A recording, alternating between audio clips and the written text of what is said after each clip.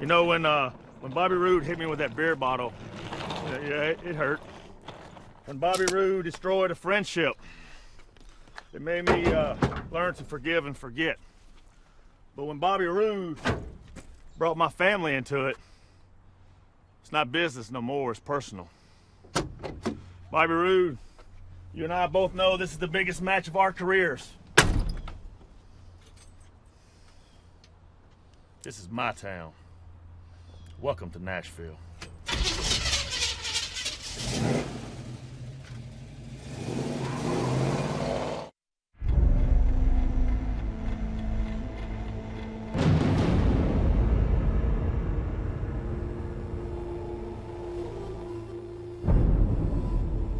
Years to build a company.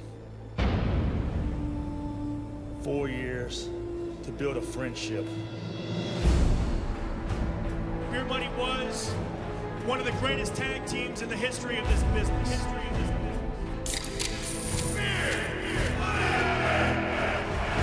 We shared a lot of good times together. We had a lot of success.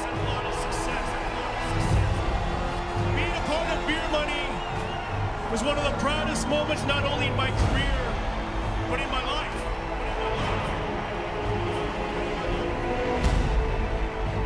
There's another proud moment in my career and in my life. I remember it like it was yesterday. Macon, Georgia, November the 3rd, 2011. I know you remember it. That was the night that I not only beat you for the World Heavyweight Championship, but I became the it factor of professional wrestling. That's the night that you destroyed the legacy of Beer Money. That's the night you destroyed a friendship. Friendship! Cut the bullshit! The truth is, we were never friends. You despise me, and I despise you. Where I come from, family and friends still mean something. You and I. Friends or not, we step in that cage and we beat the living out of you. And we're gonna do it in Nashville, Tennessee, my town, in front of my friends, in front of my family. I don't give a damn about Nashville, Tennessee. You're the one that's gonna need all the luck you can get. And considering your history with your 2 dead brothers and your dead father, you have no luck.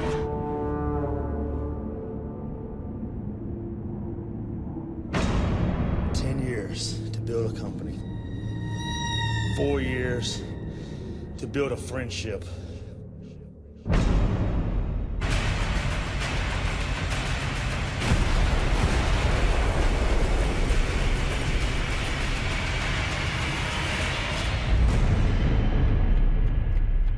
Bullshit stops. And now, TNA Wrestling and Direct Auto Insurance present the most dangerous pay-per-view of the year, Lockdown. Live from Music City, it's time for TNA's one-of-a-kind, all-steel cage match event. Which Bischoff will be history after tonight? Eric or Garrett? And can Cowboy James Storm exploit his home field advantage to defeat the World Heavyweight Champion Bobby Roode? This is Lockdown from Nashville, Tennessee. Who's starting this thing off? I got a lot of experience in this match. I was going to start. That'd be a good way to, maybe the reason to save me. I don't know, but I can't wait to get in the ring. You know how long I've been like, and the fans. I think it's my birthday. I should go last. I want to go. No, Guys, guys. Hey, show Dick some respect. Yeah. Hear me out for a second, okay? Please. Let me be the first one to get in there and start that match tonight. Oh, You got no experience in this match. None at all. Please, let me get in there and start that. I can do this. I'm gonna go out there. I know I'm gonna get my ass kicked. I know I've only been in here for a year. I know I'm a rookie. But let me go out there and earn all of your respect. Let me go out there and show you that I have the same amount of heart that you guys have. I'm down with that. Let me earn the fans. You know what? respect. You're the guy. Yeah. Let me Start us off. You should do Start it. us off. Start us off. Absolutely. You're starting off. Say no more. Thank you, guys. Get rid of your dad tonight, huh? Listen, Yeah, please. he's out. That's it. All right. He's out. Bye-bye, Daddy. All right. The following contest scheduled for one fall is a lethal lockdown match. The winner is determined by pinfall or submission. Introducing first from Team Garrett, Garrett Bischoff. Taz, how about Garrett Bischoff stepping up to the plate, telling his teammates that he's going to kick off lethal lockdown. Tell you what, I respect that. I respect that out of Garrett Bischoff. I don't know how smart it is, but we've said it before. We'll say it again right here live, baby. This kid Garrett Bischoff, he's got a set of balls on him. He don't care. He's not afraid. And his opponent from Team Eric, it's Gunner. Incredibly high stakes tonight at Lethal Lockdown. Which Bischoff will it be that's history from Impact Wrestling? Will it be Eric Bischoff gone for good or Garrett Bischoff? We're going to start off with the first members of each team. Garrett Bischoff and Gunner. They are going to battle for a 3-minute time period. Then wrestlers from Team Eric, they will alternately enter with members from Team Garrett Bischoff every 2 minutes until all 10 men have entered the match. Pinfalls, submissions, they cannot occur until all the wrestlers have entered the cage. Yes, once all 10 are inside the steel, top of the cage lowers. Weapons attached to the top of the cage. Then Lethal Lockdown is officially underway, and here we go. That's a whole lot of bad attitude in the purple right there. My man Gunner, Mr. Intensity himself.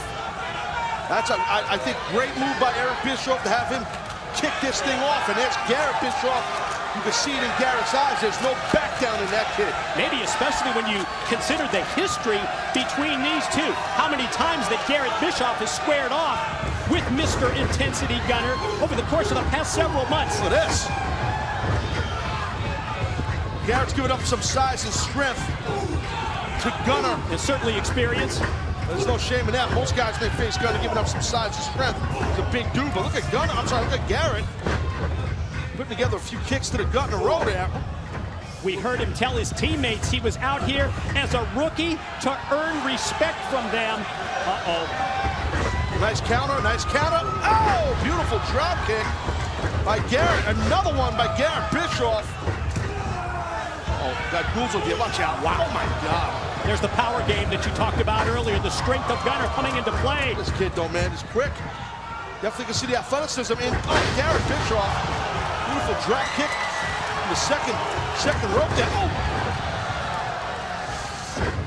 This could be the last time that we see Garrett Bischoff on Impact Wrestling. It's either going to be Garrett or Eric Bischoff gone for good from this organization after tonight's Lethal Lockdown matchup. And as we talked about, I mean, listen, there is that man advantage that Team Eric earned this past Thursday on Impact Wrestling. So that is not going to help Garrett Bischoff's team at all, or Garrett Bischoff in particular right now. And we are just over a minute away from that man advantage for Team Eric Bischoff coming into play. That's where the numbers game has the opportunity to put one team really in the driver's seat. Once it gets to be 2-on-1, then 3-on-2, 4-on-3, and 5-on-4. Well, exactly. You're always in the driver's seat. You are always, listen, if you don't have that man advantage, you're on the chase. Because you're dictating so much of the match, from the style of the match to the pace of the match. And now you see just Gunner really, literally wearing out young Garrett Bischoff. This kid knew he was going to come into just meet a buzzsaw here, or he didn't know who it was going to be, but he knows that he's given up some experience. But Garrett Bischoff, when he gives up an experience, he has an intestinal fortitude and heart. And if his team loses this thing here, he'll be gone. Yeah, that decision to start off and try and earn your teammates' respect could be a decision that Garrett Bischoff ends up regretting for the rest of his life. Well, who's it going to be, man? Who is going to be out here next for Team Eric? Oh, my God. Things went from bad to worse for Garrett Bischoff. Talk about power and strength advantage for Team Eric. We've witnessed it for the first 3 minutes with Gunner. And now safe to say, not only 2-on-1, but when you add Bully Ray into the mix, boy, it's a tough situation for Garrett. Well, Mike, before we got on the air live here, I talked to you about a conversation I had earlier today with Bully Ray. And it wasn't a long conversation, but I kind of, unless Bully wasn't telling me the truth, I kind of know the game plan, or have a good feel of the game plan that Eric Bischoff's team's going to put out here. Tell us about it. Well, more or less, I think they want to basically single out and use Garrett Bischoff as the sacrificial lamb, for lack of better terms. Makes sense, doesn't it? Yeah, and that's what they're going to do. They're just going to single him out to wear him down. So they'll even have a man advantage once the roof comes down, and the lethal lockdown match officially starts.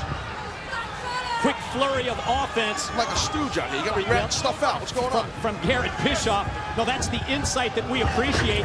Taking us inside this match with the strategies from the competitors. We saw that flurry from Garrett, but quickly shut down by Bully and Gunner. And you see, this is what true veterans do. Bully Ray knows that he and Gunner are in the driver's seat right now, and they got about 30 seconds or a little less before one of the members of Garrett Bischoff's team comes out. But look at Garrett showing that fight. Our live audience here in Nashville, they want Austin Aries. Let's see if it's going to be Aries. Yeah, cheering for the X Division title holder, A-double Austin Aries. Is he going to be the next competitor representing Team Garrett that's going to even this up? Let's find out now.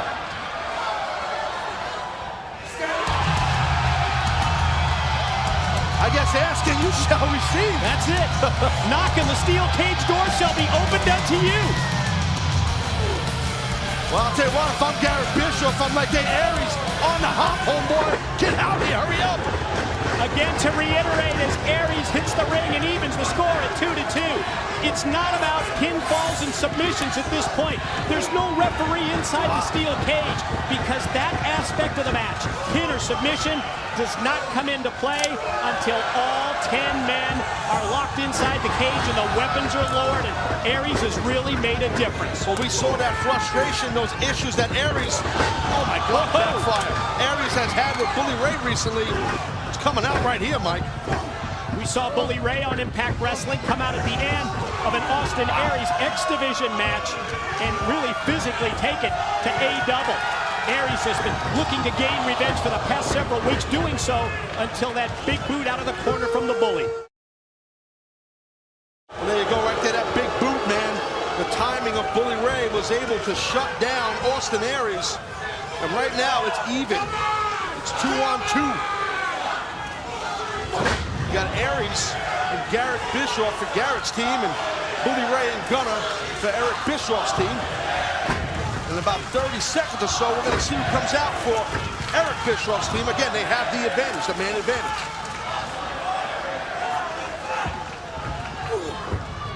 The Bully going to try and take A-double, but Aries quickly turns it around on Bully Ray. Shoulder block in the corner. Gunner just throttling Garrett Bischoff as Aries heads to the top. Uh-oh, be careful here. X Division champ airborne with the missile drop kick. Mighty. Double missile. Let's find out. Who's coming out? Who's coming out? Who's going to give Team Eric the numbers edge?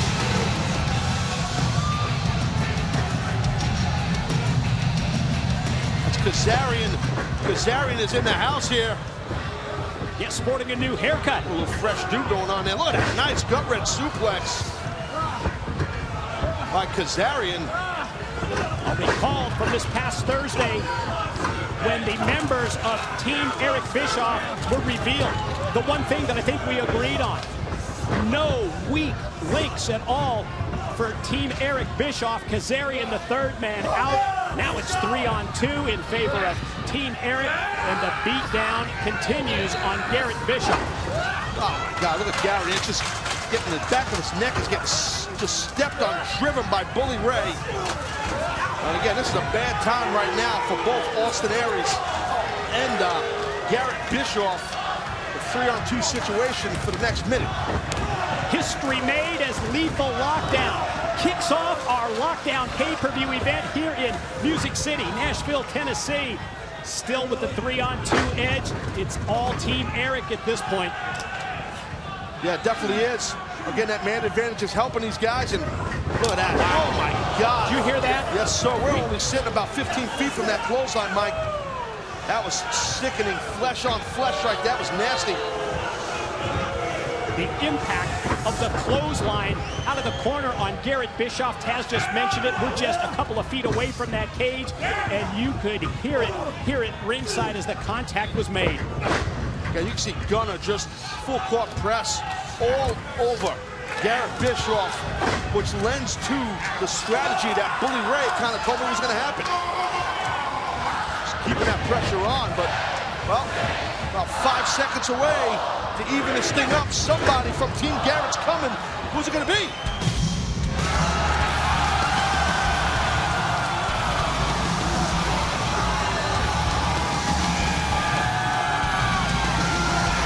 Phenomenal one to even the score at 3-3, and he's met at the cage door by Kazarian. Steel cage door sent by Styles right to the top of the head of Kazarian. Watch out! Oof. Look at that!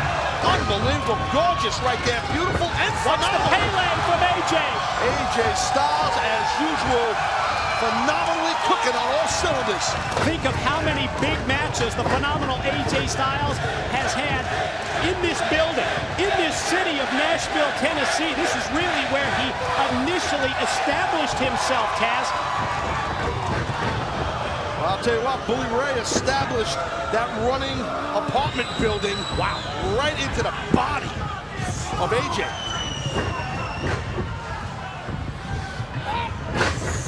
Again, this is evened up now. It's a 3-on-3 situation, but due to that man advantage, you can see that Team Garrett is kind of reeling and rocking a little bit.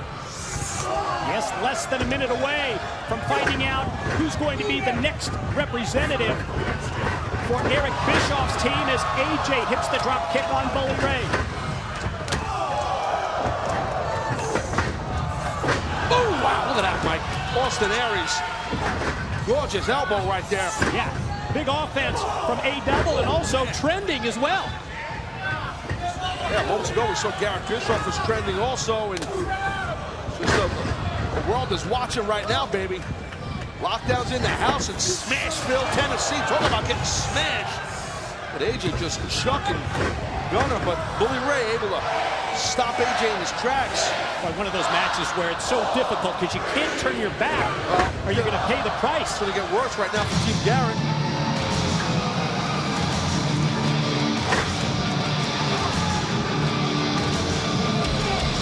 Christopher Daniels, representing Team Eric Bischoff, out to give them the numbers edge once again.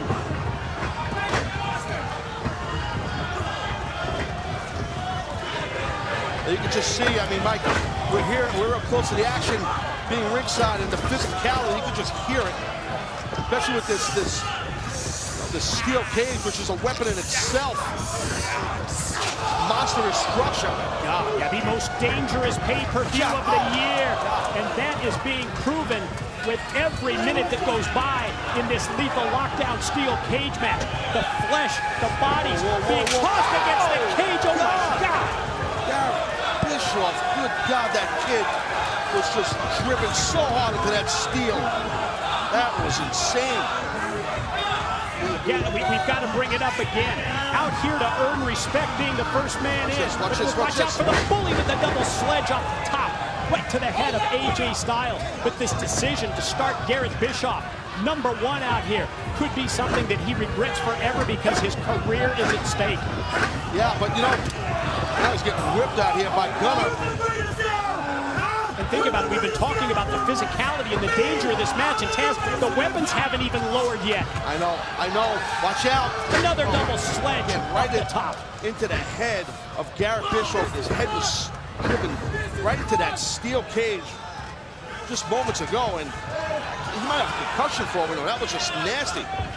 Let's see what happens here. He's got about 10 seconds now, and about 10 seconds, things will get evened up a bit. See either going to be Anderson or it's going to be Van Dam, one of them.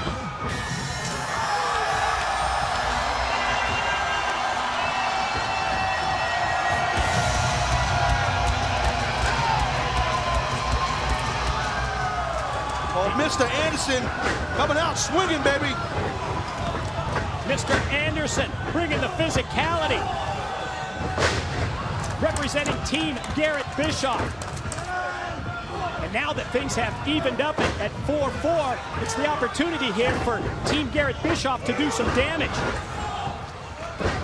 You want someone to do it, it's a well-documented a-hole in Mr. Anderson. He'll bring the beat down to you. Watch out. Oh, right across the lower back, Bully Ray.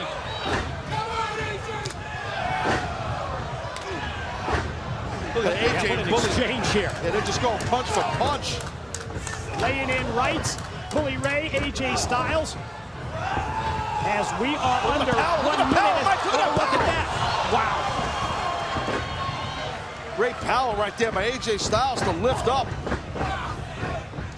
Bully Ray, he's very tough to get off that vertical base.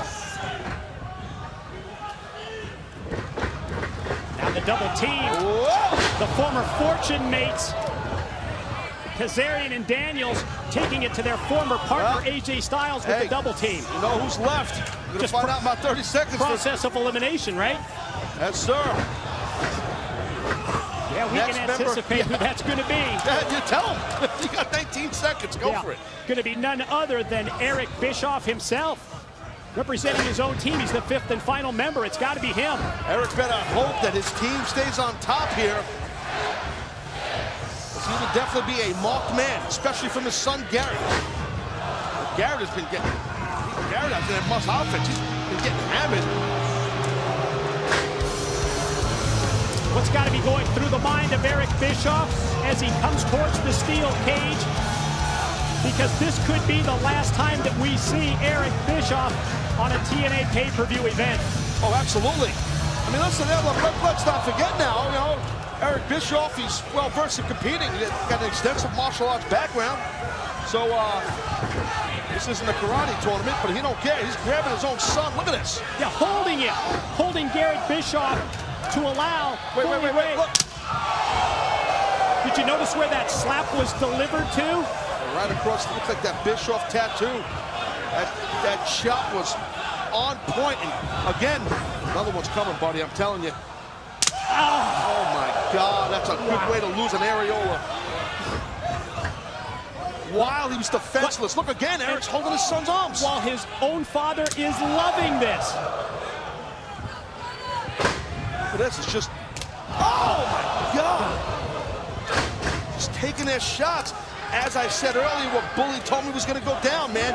They are just, their game plan is to take out where they feel the weaker link is and take him out.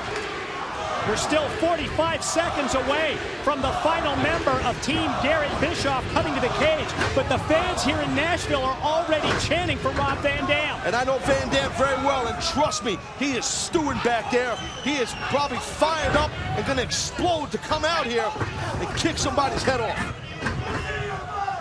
And look at Eric Bischoff just reading a riot act to his son.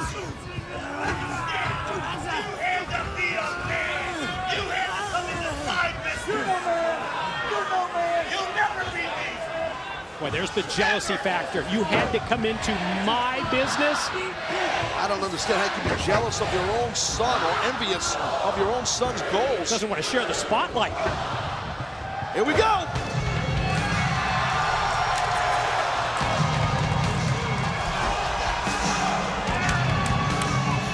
He is back. We saw him this past Thursday on Impact Wrestling. It's the return of Rob Van Dam.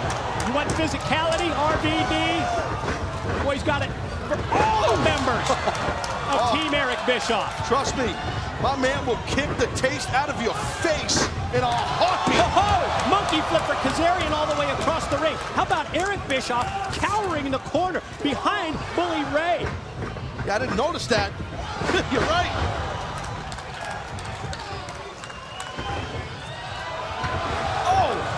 Rolling thunder right there. Look at Bischoff. Oh my God. Man, he's not a fool.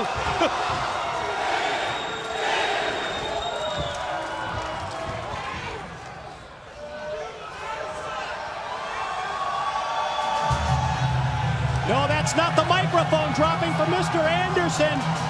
It's the top of the steel cage dropping down into play. That steel cage that's loaded with every different type of weapon. And now, officially, Lethal Lockdown is underway from this point going forward. It's first pin or first submission that will win the match. And in the process, Taz, also tell us whether it's going to be the last time for Eric Bischoff or the last time for Garrett Bischoff. Yeah, we're going to be one Bischoff short after this match for sure. And you can see Eric Bischoff, he's like frozen stiff behind that buckle. He's just hiding. What kind of weapons we got up there? Looks like we got ourselves a couple of kendo sticks, a guitar, a couple of hockey sticks. Good playoff season time, right? Got a trash can. I don't know what else. That's a goalie stick, Mike, correct? Goalie stick, yep. Oh. Yeah. Stanley Cup playoffs underway, especially big here in Nashville, Tennessee, with how well the Nashville Predators are doing against the Detroit Red Wings. And now it is that part of Lethal Lockdown where all hell breaks loose. Watch out! Man, damn right on Daniels' head with that steel trash can.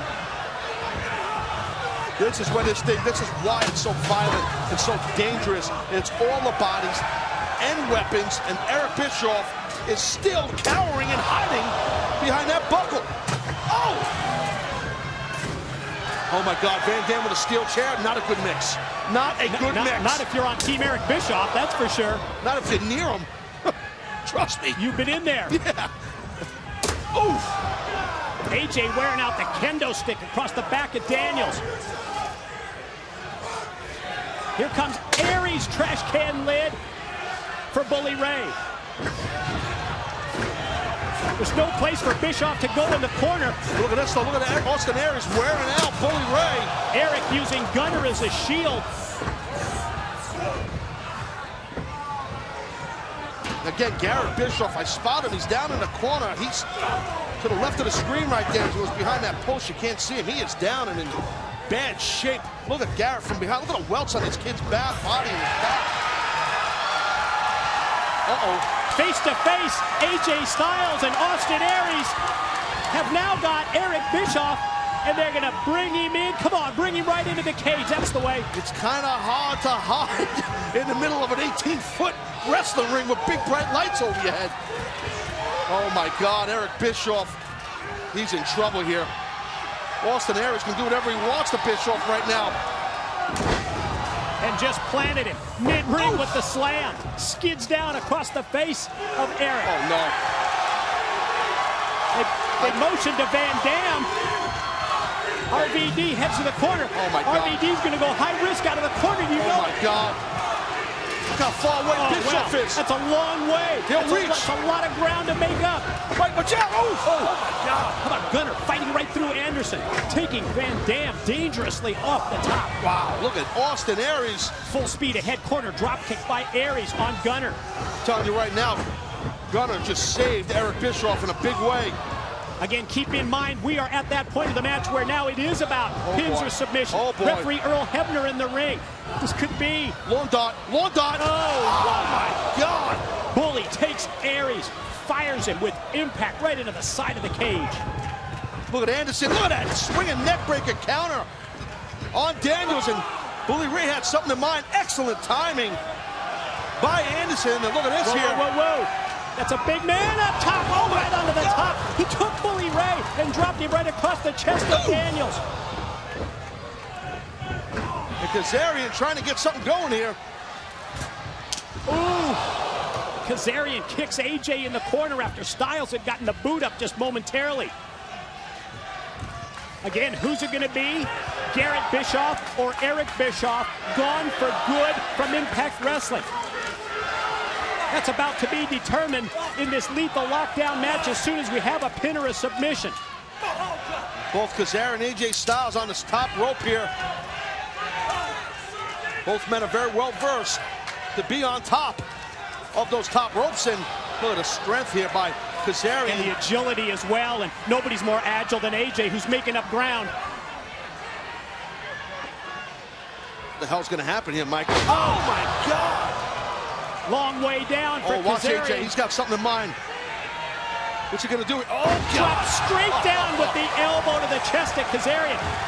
Far corner, Van Dam's up, guys. Van Dam up in the corner. Five-star frog splash by Van Dam on Kazarian. Talk about the physicality, baby. Oh, what's Bully Ray up to? What's he up to? Oh, man! Son of a bitch! Oh! Van Dam puts the chair right into the face of the bully.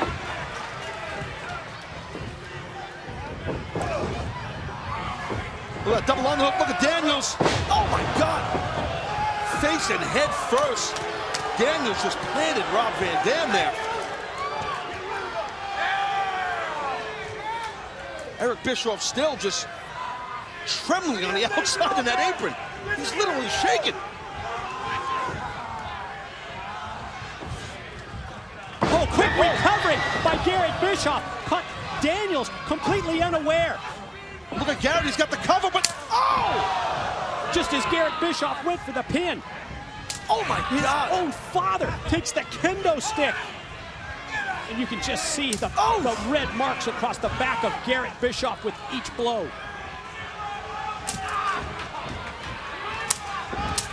Oh my God, Mike, look at this. It's just one after the other. You son of a bitch!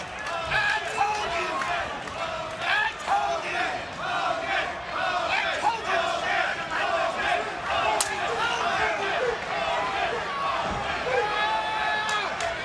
Just horrible. Just stop hitting him, Eric. God, it's your kid, man. It's your own flesh and blood. No conscience at all. Look at his Look at back. that, completely discolored. Out of my business!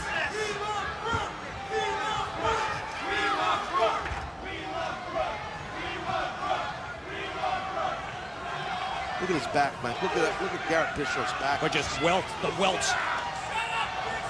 Well, Eric Bischoff, he picked his spot. Oh, everyone's down except Eric Bischoff, and Eric's not done. Oh my God! Stop, man. Just stop, Eric. Enough.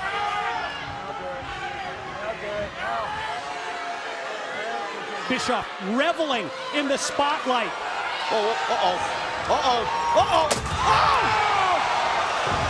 Garrett Bischoff, guitar shot, cover, pin, yes!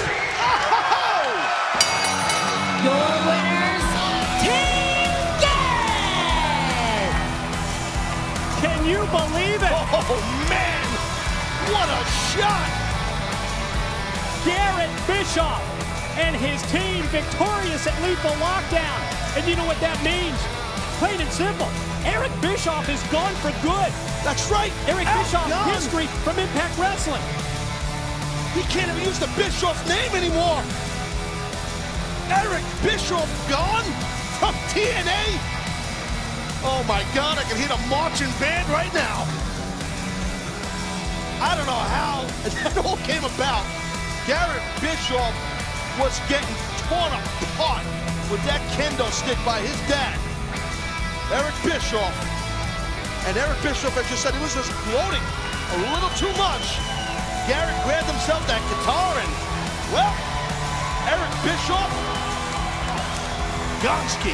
Think of what we've seen here tonight when it comes to Garrett Bischoff. Not only eliminating his father from the scene in Impact Wrestling, but talk about the respect that Garrett Bischoff earned tonight, Taz. So big. Well, I agree with that. Garrett Bischoff definitely earned a couple of stripes. It don't happen in one night, but trust me, he earned some respect from his comrades in that ring right there. He definitely did. Let's take a look at some of this action from this Lethal Lockdown match, and it's just complete mayhem, physicality. The man advantage throughout the whole thing was in Eric Bischoff's team's favor. That was just crazy. Those chops after chops and shots, while Garrett was defenseless because his father was trapping his arms behind him, double overhooking his arms. AJ taking the kendo stick to Daniels. Anderson gets involved. The drop down from the top of the cage by AJ. The 5-star frog splash by Van Dam. And then it came to Eric Bischoff using the kendo stick repeatedly, over and over, cracking it, breaking it across the back. Look at this. Oh! Then the guitar introduced by Garrett, the knockout blow. Oh, I could just watch this over and over and over and over. Keep playing it again, guys. Well, you call it the knockout blow. I'd like to call that the killing blow. The killing blow by Garrett Bischoff on his daddy's head. Eric Bischoff, he's gone. Gone from Impact Wrestling. Can't use the Bischoff name anymore. Unbelievable. Wow. Taz, what a spectacular way to kick off this lockdown pay-per-view event here in Nashville, Tennessee. We just started. And we started with this lethal lockdown match. First time ever. Yeah, first time ever. I mean, what an intense physical contest. And just to reiterate one more time, Eric Bischoff is gone. Gone from Impact Wrestling. Can't use the Bischoff name. I know you got to be ecstatic, but I know I tell you, the celebration has begun, but you're right. It's kind of sad, though. It is a little sad. In whose mind and in whose eyes, besides Eric Bischoff? The guy was coming upon his 25th anniversary in the business, silver anniversary, I believe, in August. Oh, buy him a cake. Wow. It was a physical war of attrition here tonight to kick off lockdown in Music City, Nashville, Tennessee, Taz. Yeah, I'll tell you what, it was insane. And what a way to kick this bad boy off. I mean, and I think we're going to follow it pretty easily. And in my opinion, there we are right here in beautiful Smashville, Tennessee, Music City. Yes, here in Nashville on a night when, in my mind, Garrett Bischoff earned respect. That's a big microphone right there, huh? Look at the size of that thing. You need something like that, a big-ass microphone like that. Seeing the pictures of Nashville, let's talk about the home field, the hometown edge for the Cowboy James Storm. Yeah, well, I'll tell you what, he definitely has the home field advantage, and he's gunning for that World Heavyweight Championship later on tonight. That's the big one, and we want your opinion on that matchup. We want you to go to social media and let your voice be heard on Twitter.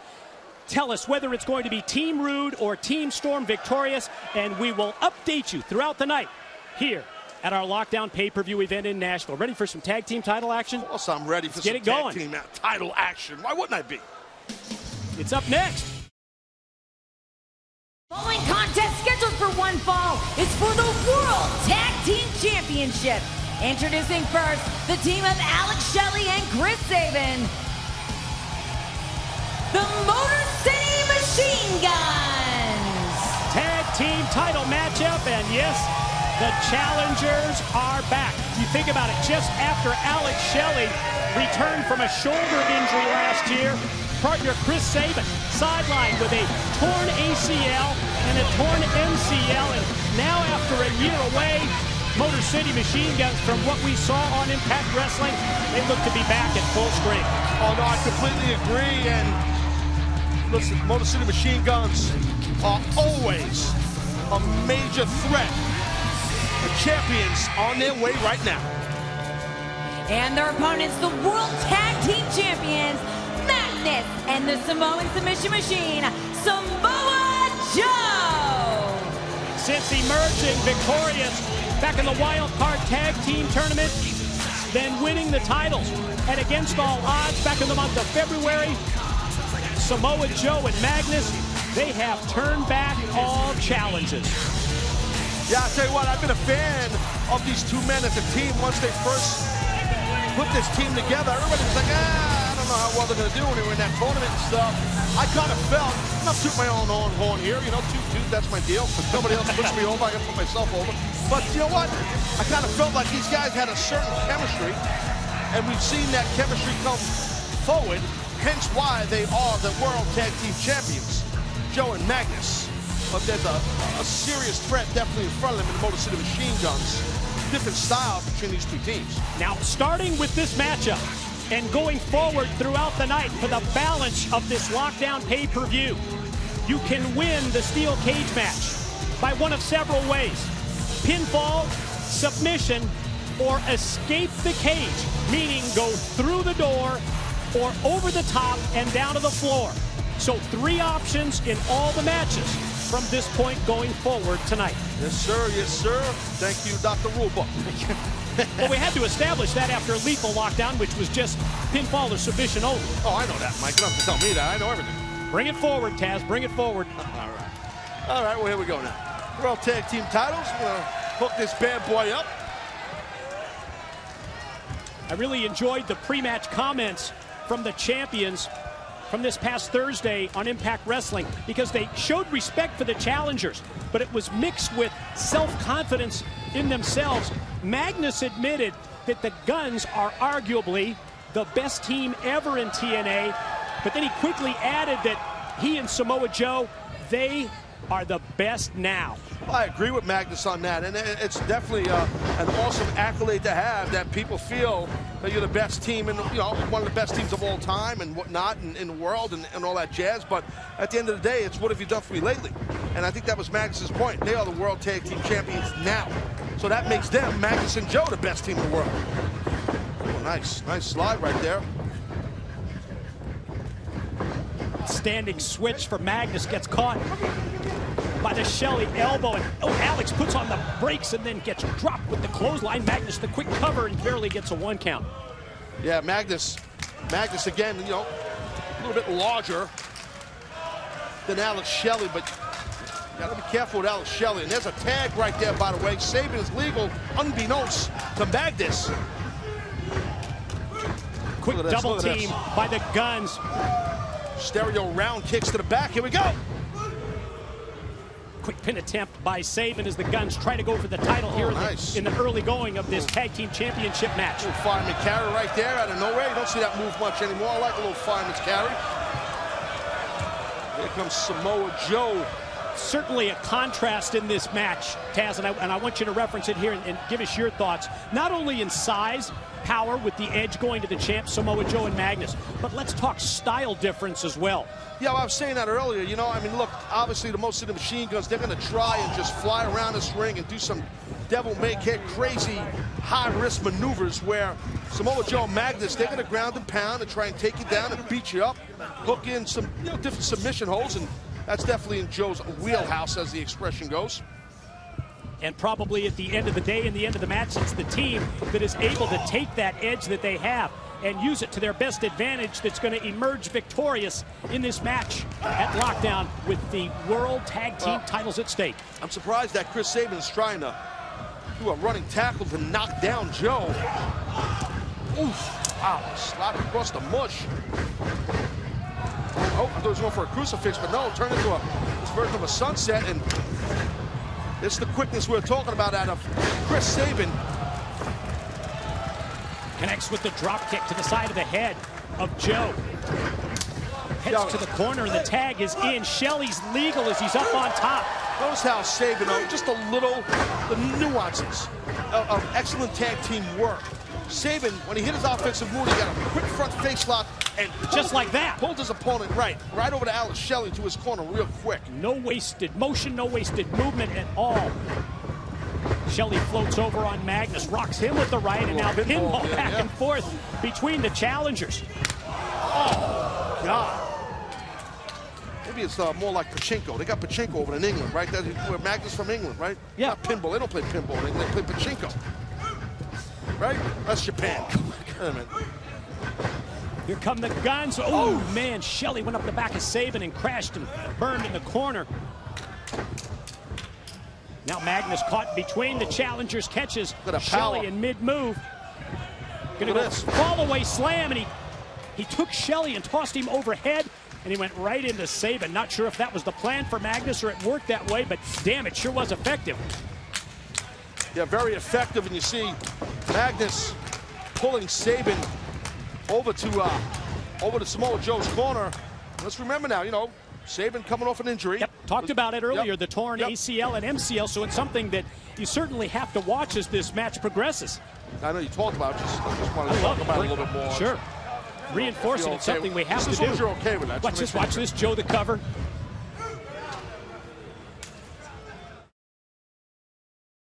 All right, well, Samoa Joe now definitely going to try and cut this ring off. You could tell by his ring positioning. He's facing his partner, and you know what? That's what you might see right here is Magnus and Joe just keeping Sabin there and just beat the living hell out of him over there. And it would be a sound strategy if they were able to do that off the slam. Here comes Magnus. Little extra momentum off the ropes behind the elbow drop. Turns to go for the pin. Sabin powers out even before Shelley can come in for the save. Well, that's what Magnus and Joe, they do so well. They do a lot of frequent tags. A lot of teams that are physically big like these two guys, they don't usually do that. Good point. You know, they don't usually make frequent tags, but you got Joe and you got Magnus. They're both, even though they're large people, they're very quick. They're highly athletic wrestlers, both of them, so they have no problem tagging in and out quickly, and they're both obviously in excellent cardio conditioning. Got to admit, you were there right from the start. You were in these guys' corner. You saw it coming. I was talking about the oil and water difference between the two, and see there, I did put you over. Yeah, well, you were wrong. I was right. But who's counting? Well, right now, look at this. Oof. Mr. Scoreboard. Oh, the backsplash by Joe. 300 pounds across the chest to Sabin, on top for the pin, and barely got the shoulder up. That's the old Samoan bathtub on the back routine. You know, that's never fun on a Sunday night, I'm telling you. Look at Sabin again. He is just, they are just utilizing him, keeping him right where they want him, and picking his body apart to try to retain the World Tag Team Championships. Tale of two matches to this point. Challengers, right from the outset, took control. But ever since that offense from the guns, Magnus and Joe have used the power game to shut down Sabin and Shelley. Nice counter. You can hear Alex Shelley saying, Sabin, come on. Sabin's got to try and get over there and tag Alex into this match. He's close. Oh, nobody there. Oh! Twisting move by Magnus, ending up with Sabin being driven back first to the canvas, and now Joe in, and boy, you can see where they're focusing their offense. Snap of the suplex leads to a pin and a 2 for Joe. Yeah, nice snap suplex by Samoa Joe. Really got his hips nice and low and quickly popped them. Sabin went for a ride quickly.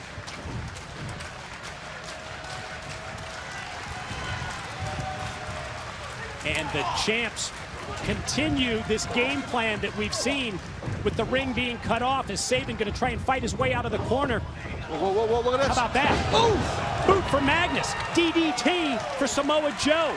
But Sabin's got a long distance, a long way. Sure does. To make it to the corner to get the tag in to the fresh man, his partner, Alex Shelley. Great job by Sabin as he had the front headlock to kick Magnus off that apron and just drill that twisting like DDT. See Joe trying to hook onto the foot. Oh, there it is. There we go. Shelley meets Magnus in mid-ring. Series of forearm shots. Then goes discus forearm and then the big boot. You can just imagine Alex Shelley. Oh, he's going to go for sliced bread there. Oh, Shelley. No sliced bread, but able to take Magnus down into the corner and then stack up Joe. Uh-oh. Well placed kick to the side of the face right there by Alex Shelley. To keep this thing going, we might have new tag team champions. Here's your sliced bread. Oh, no, little green mold on the bread, little green mold. Magnus takes Shelley up into the corner, countering, blocking the move. And now the champs isn't good. Head to the corner from behind. Sabin doing his damnedest to try and knock him down. Whoa! Power bomb on Samoa Joe.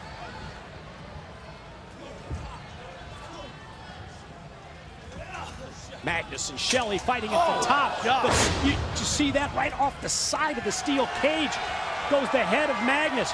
Shelley's got him in his sights, and the double foot stomp off the top. Here's the cover. Here's one. Here's two. Joe for the save. Big time save by Samoa Joe.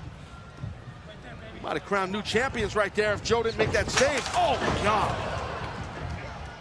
Side of the cage uses a weapon by the guns as Joe goes head first. Now, Shelley and Sabin double team kicks on Magnus. Look at this. Oh!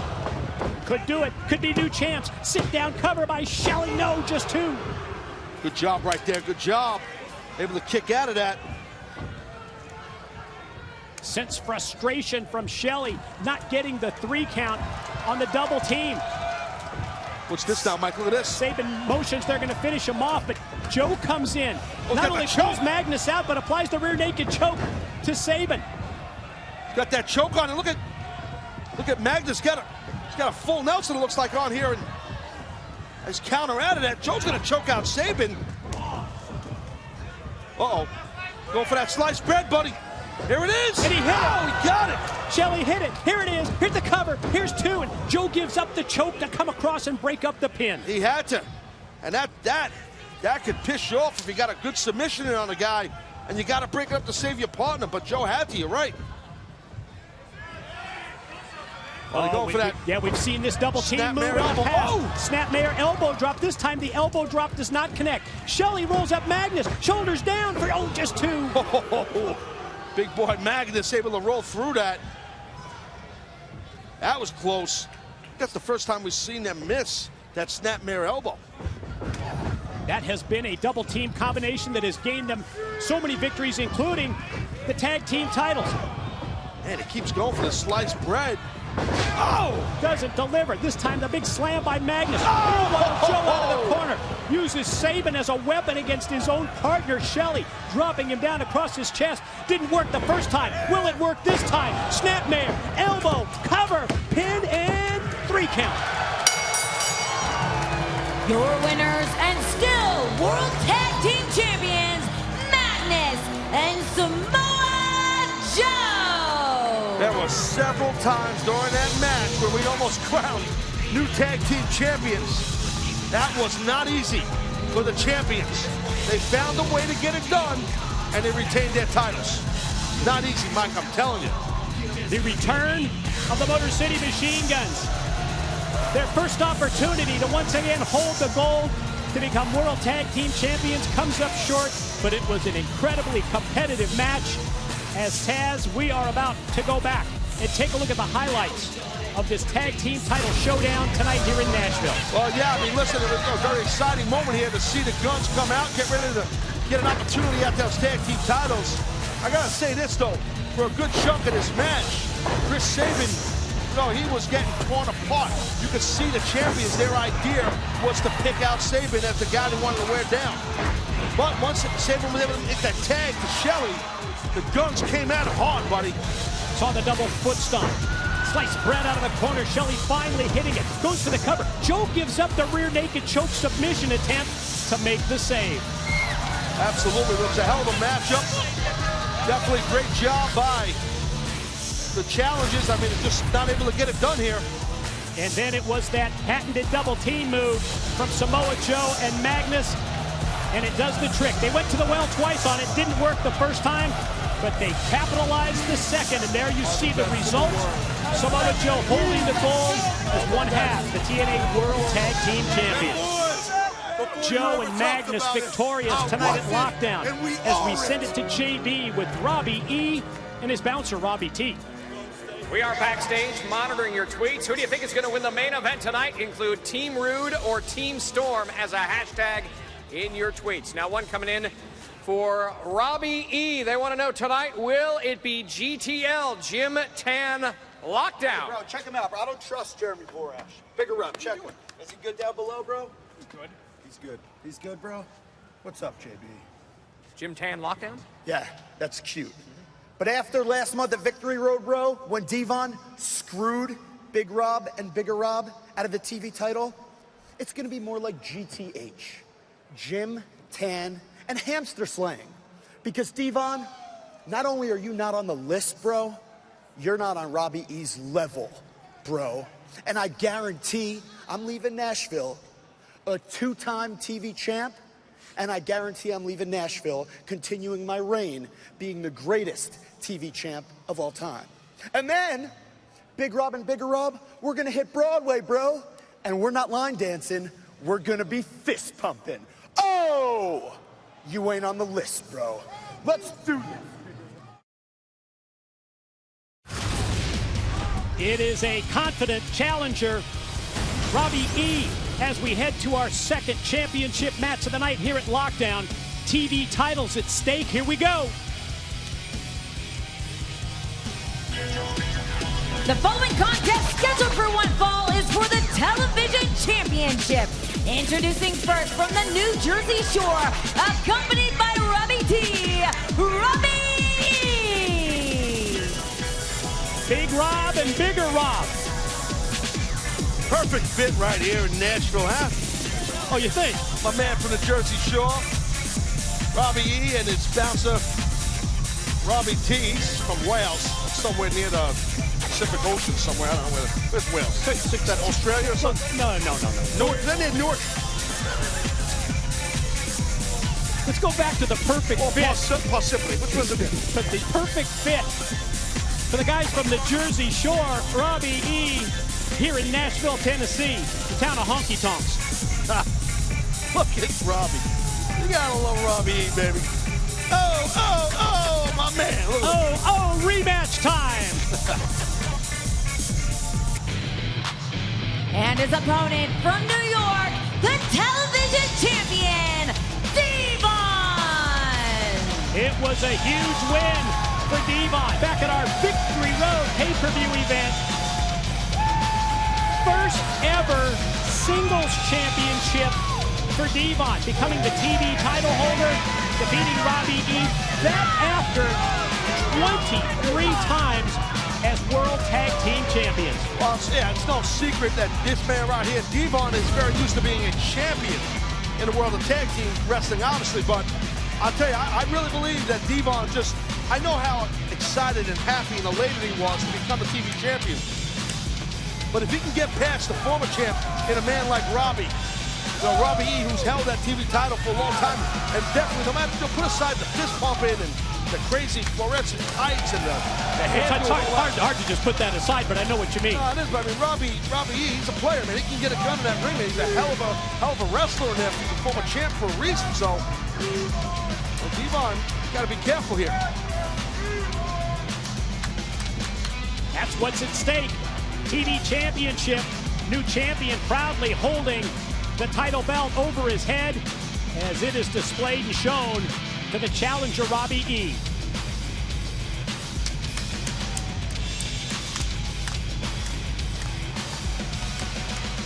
Taz, let's talk about Devon in terms of singles competition, one-on-one competitive. To me, I almost look at this as his proving ground. Hold on, wait, I'm sorry, Mike. Look, the referee's telling Big Rob. Well, what's he think? He's going to stay inside the cage? Yeah, I don't know. That's infringement, though, right there for the arms. That's no story, but yeah. At least he's not wearing orange. No, that's big. You can't do that. Look at Devon. Devon's going to make him leave. Wait a minute. Oh!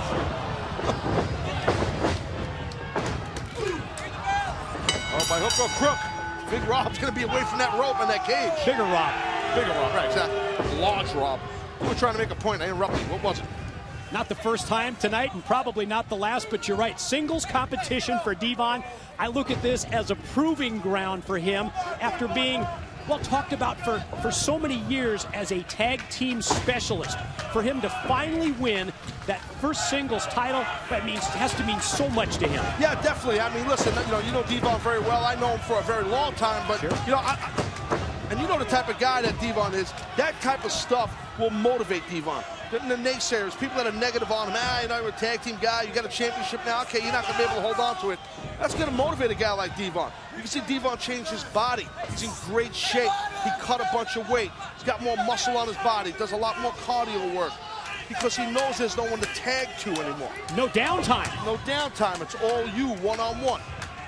Spotlight is on you, and especially in this match, as the defending champion and the champ taking it to Robbie E. Robbie able to catch him with the boot, first out of the corner, and then explodes out with the clothesline. Great job right there by Robbie E. That was a really intense clothesline. Robbie just took a little too long there, in my opinion. He shouldn't be floating too much. Well, it didn't hurt him, though. So you got to be careful. Caught him with the elbow, quick pin in the leg hook, but gets just two. You got to be careful with a veteran, someone to the level of a Devon. You got to amp up your sense of urgency, and I think Robbie E is doing that. He's got a really tight rear chin lock in there right now on the television champion.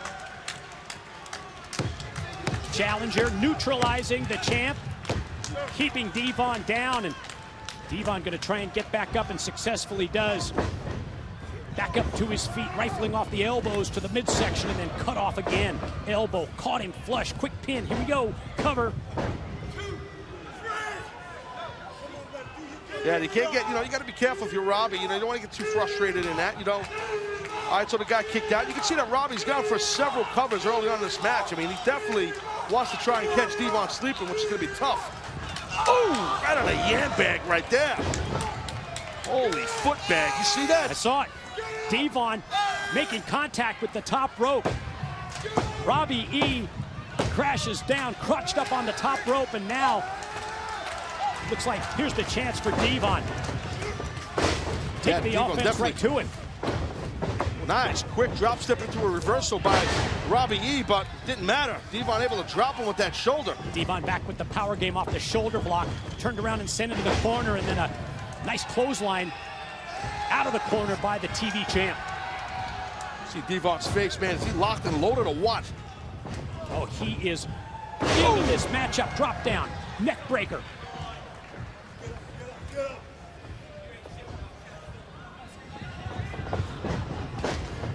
Impact into the corner by Robbie E, and then all the weight of Devon crashing across the chest. Devon just sitting and waiting for something. Here we go. Oh, that spine buster. Could do it. Might get him. Here's two. Oh, man. Your winner and still television champion, Devon! Tell you what, that's no joke right there, folks. Devon just pinned the former television champion right in the middle of that spine buster. That was a pretty serious exclamation point. Uh-oh. Successful title. Whoa. Can't even get the words out of our mouth. Successful title defense for Devon before the bouncer, Bigger Rob, Big Robbie T, hits the ring, and the attack on Devon from behind. Yeah, well, you can see that. Well, listen, Big Robbie, he was angry enough that he had to leave the ringside area. I mean, get out of the cage, I should say. He's trying to get that IFB thing, or whatever he's got going on in his ear. That's an ear piece for those who aren't in TV. But Devon, yeah, just got basically beaten down right there by Big Robbie. Bigger Rob in the post-match.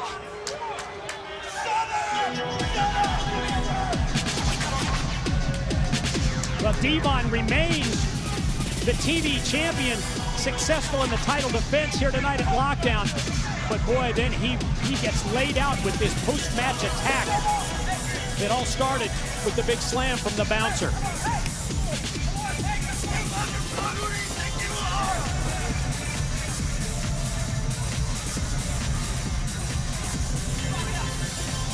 Well, you can see Robbie, he's angry, man. He's pissed. He's pissed he didn't leave him television champion.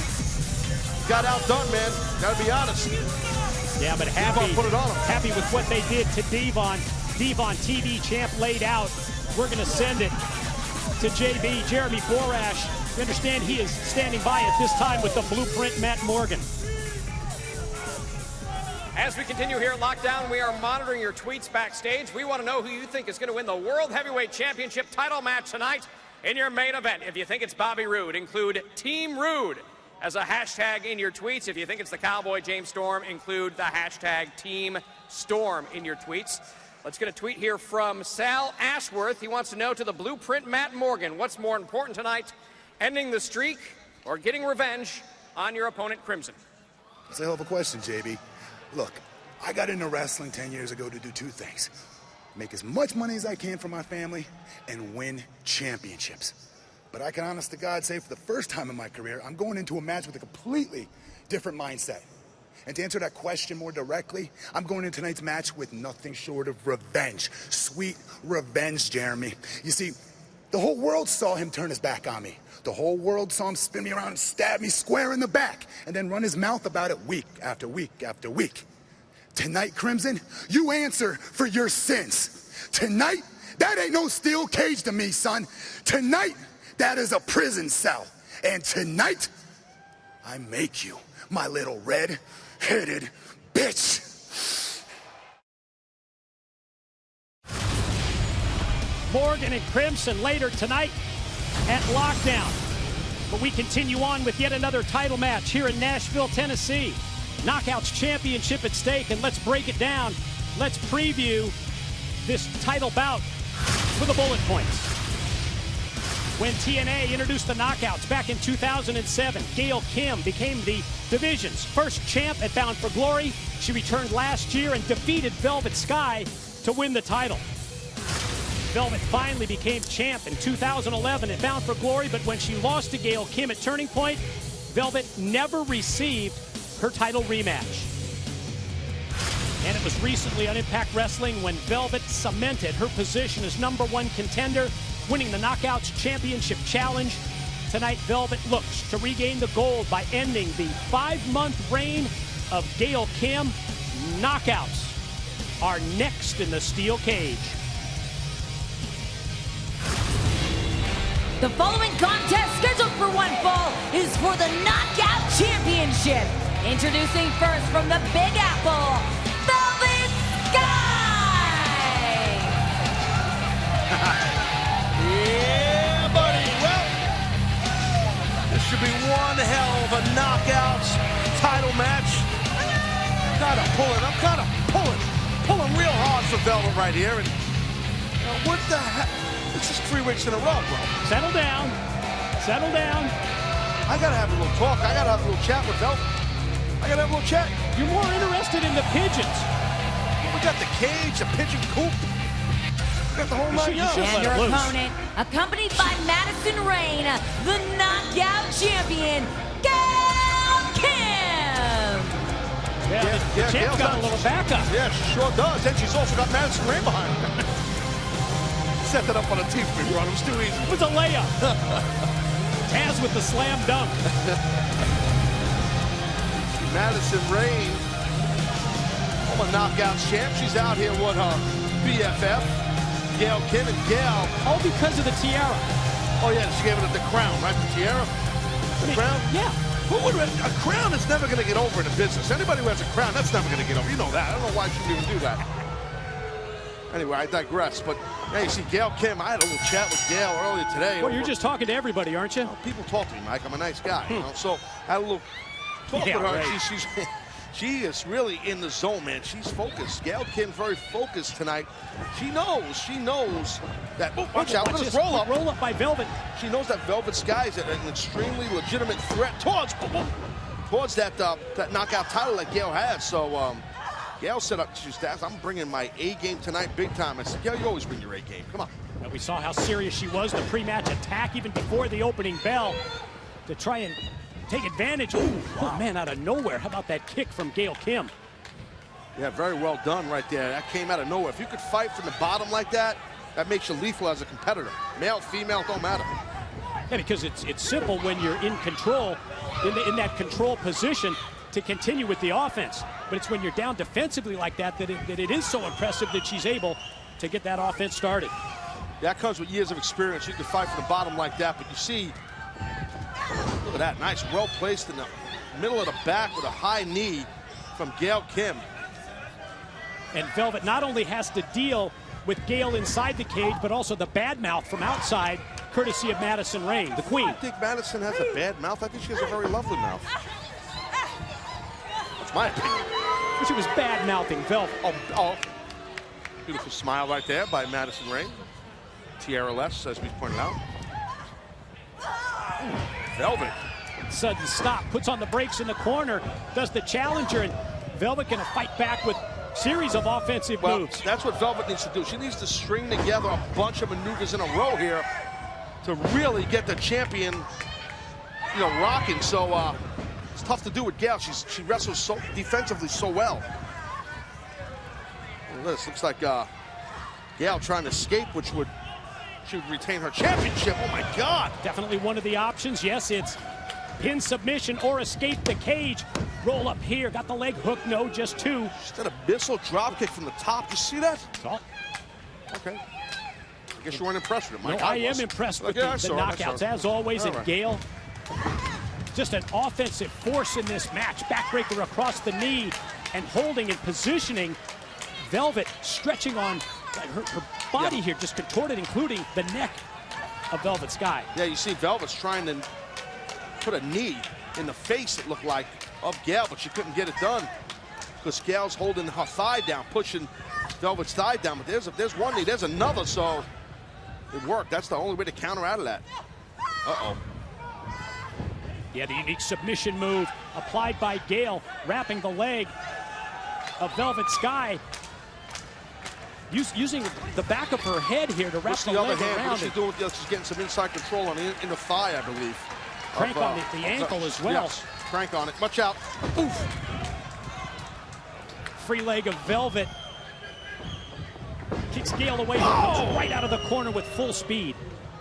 Gail Kim. Our knockout champ's legit. Champ on the top.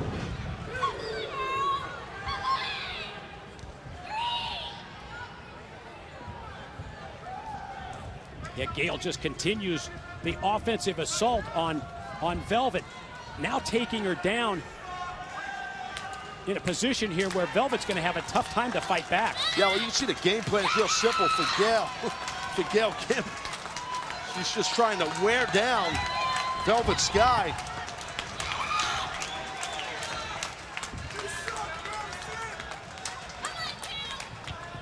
Ooh! Way to break somebody's jaw, huh?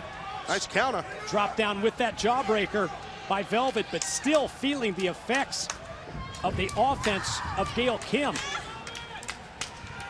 That's the thing with Gail Kim. She is relentless in her attack.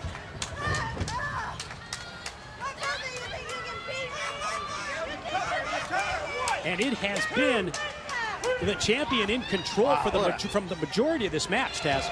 No doubt about it. Even before the opening bell. The champion's just prancing around, and she's feeling all cocky and confident. Oh! A little overzealous right there. Gail Kim crashed and burned.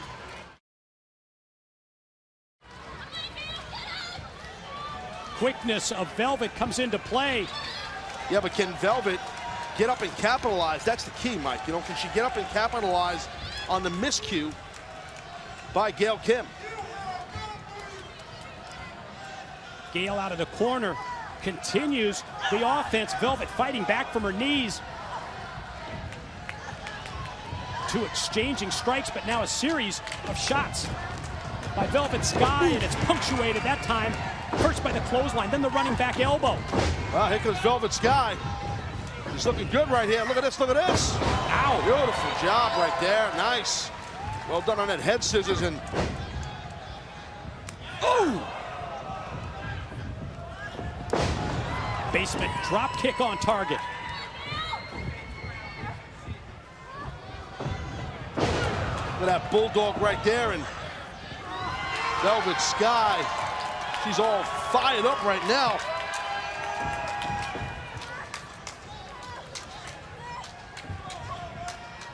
Velvet gonna just drag Gail back out to the center of the ring. Free leg of Gail Kim, able to fight her off. And Gail headed to the corner. Whether this is going to be a high-risk move out of the corner, whether she's going to try and escape the cage, let's see.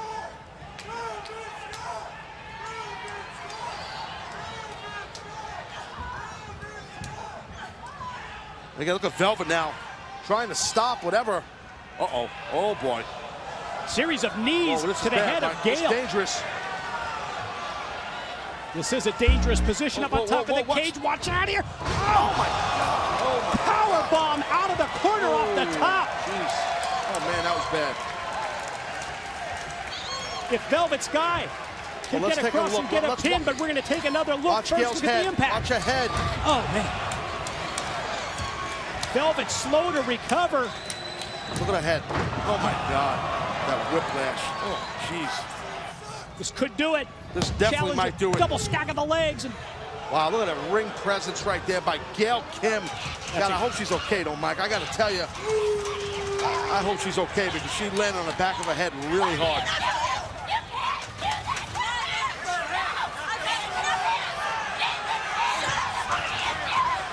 Stay focused now, Velvet. Stay focused here. Cage door opened as Gail tries to escape. Velvet pulls her back in, rolls her up. Momentum from Gail. Velvet shoulders down in the 3 count, and she keeps the title. your winner and still knockout champion, Gail Kim. Well, I'll tell you what, she got lucky right there. Gail got lucky. I couldn't tell from the angle we had, but I think, because the way her hands were placed, Gail might have had hold of the trunks somehow. The way it looks to me. It kind of just, I don't really know for a fact, but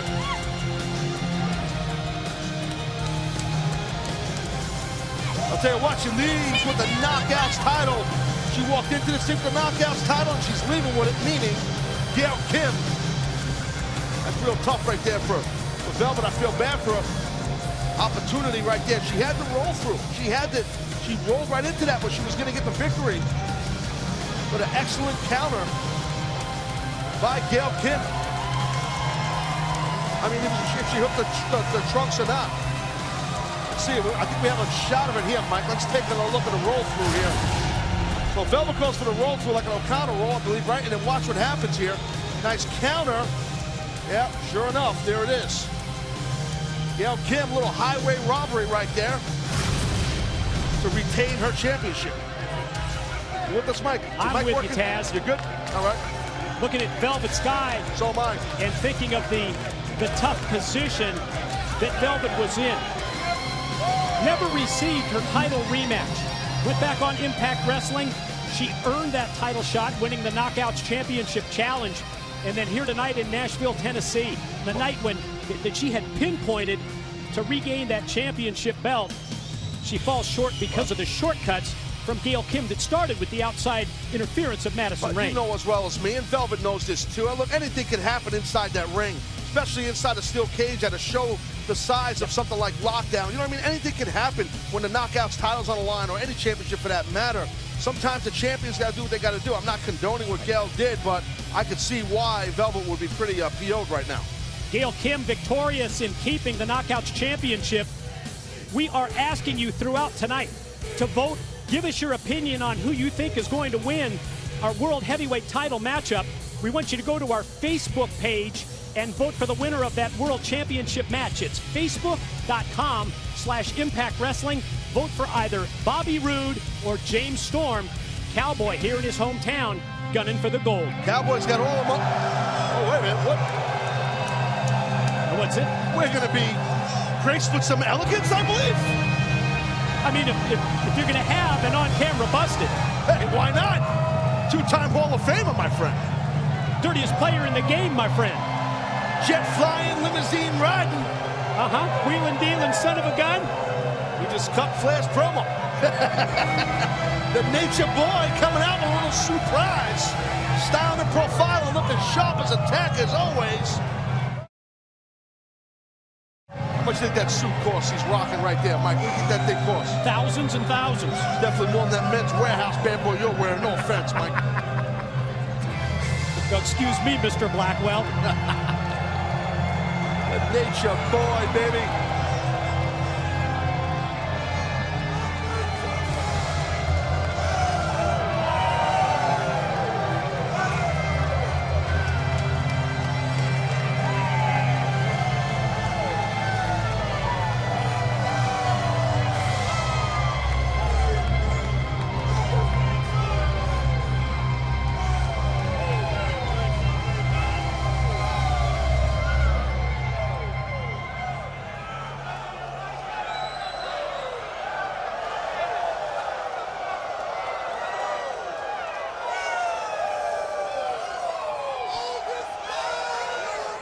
Do you have any idea who just walked in this ring?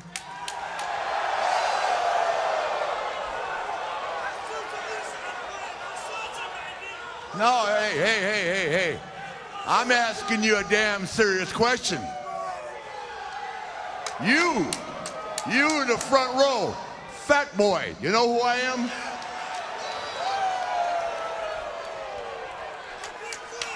You with no teeth, you know who I am?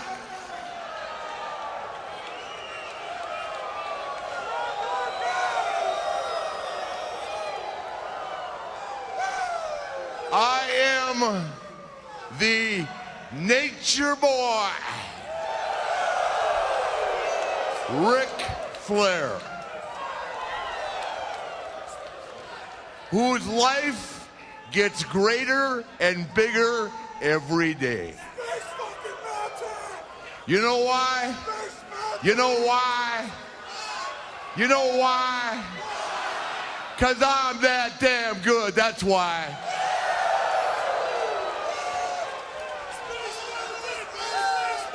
I am a special kind of cat. And tonight, this guy, instead of being at Tootsie's or the Palm, is down here telling you I'm pissed off. And when I'm pissed off, that ain't good for who I'm pissed off at. Hogan, you just won't leave me alone. And tonight, you ended Eric Bischoff's career. Yeah? You think that's funny? That ain't funny to me, man. That ain't funny to me, buddy, you in the yellow t-shirt. You're fat, too. How does your wife possibly do that with you at night? Yeah, I'm talking to you.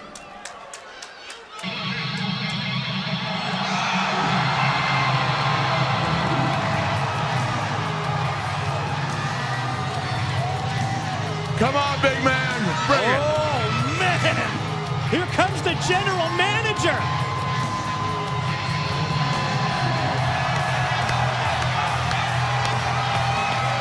Here comes Hulk Hogan into the Municipal Auditorium here in Nashville, Tennessee. You're pissing me off.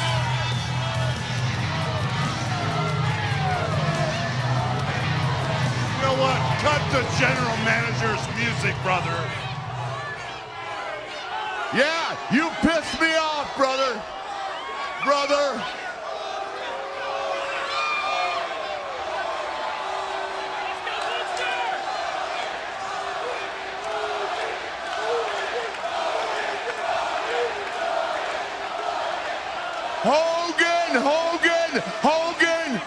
Hogan, you have pissed me off, brother.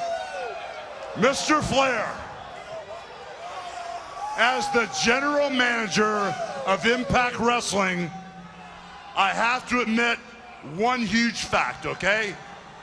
You single-handedly are the greatest wrestler of all time. Agreed?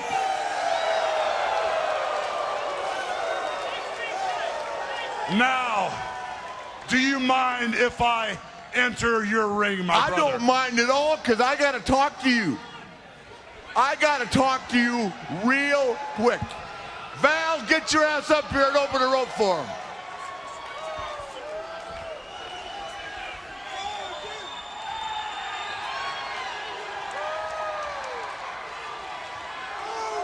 Well, Mr. Flair, as the general manager of Impact Wrestling, if you've got a complaint or some type of whim with the way I'm running this company, I suggest you express your grievances right here and right now.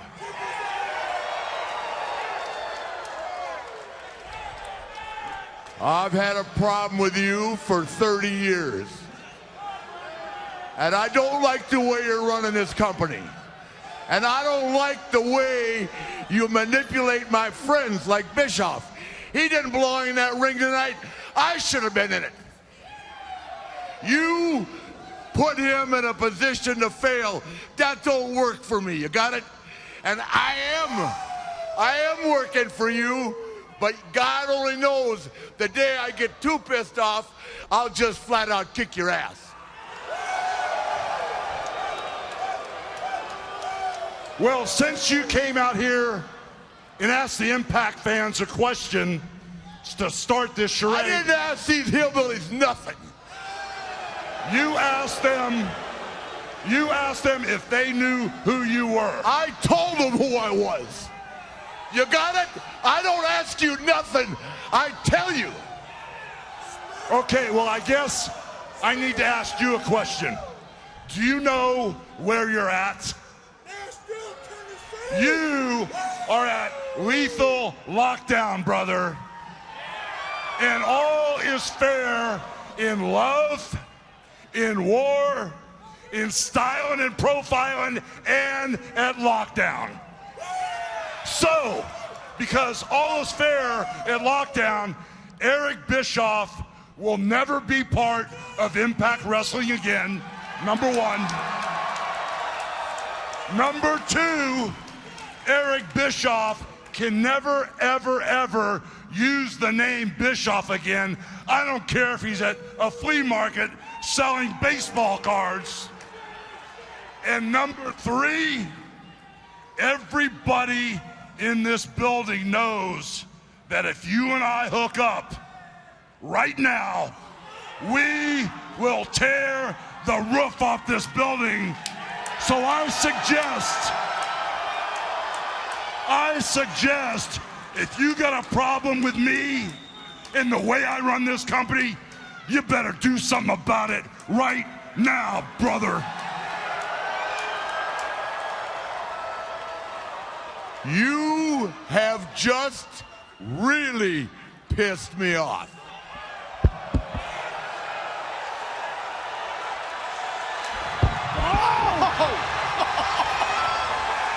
Whoa! Hulk Hogan called the bluff of the Nature Boy Ric Flair. And Hogan delivers the big shot that knocks Flair right on his back. 3 decades of problems between these two, Taz. Get back in here! Come here! Yeah, Hogan just, he pops Flair while Flair is taking off the jacket and... Well, there goes a $500 shoe and with a foul ball $500 shoe that went off the top pipe. Ric Flair being driven crazy by what happened earlier tonight in Lethal Lockdown with Eric Bischoff.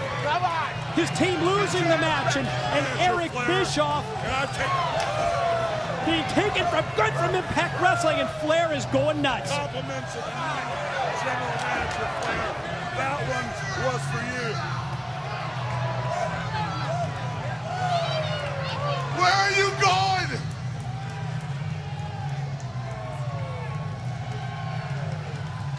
Well, he embarrassed Flair out here. I mean, he popped Flair and Hogan just dropped the Nature Boy. And you got a problem today? I'll kick your ass. Mike, you always get yourself in trouble. It's like, you gotta be careful. He snapped.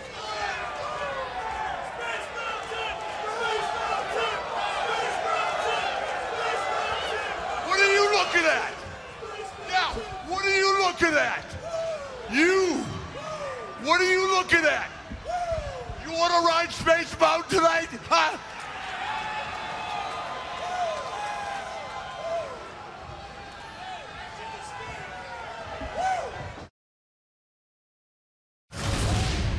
Yo, this Sunday, me and you, Matt Morgan, locked inside of a steel cage. TNA's lockdown in Nashville, Tennessee. Morgan trying to drive home the point to Crimson that we're a team. I've seen teams be on different pages. These guys are on different books. Crimson spears his own partner. I think Crimson's tension was screwing that Morgan. What a man, huh? What a tough guy, isn't he?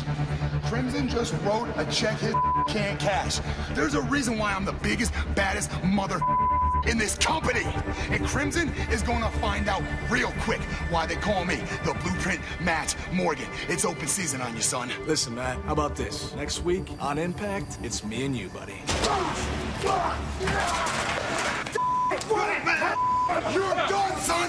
Partnership between the Blueprint and Crimson blew up. Well, how physical has this been? Referee has counted both men out. The ring just couldn't contain these two. Out the arena door, nothing's been settled.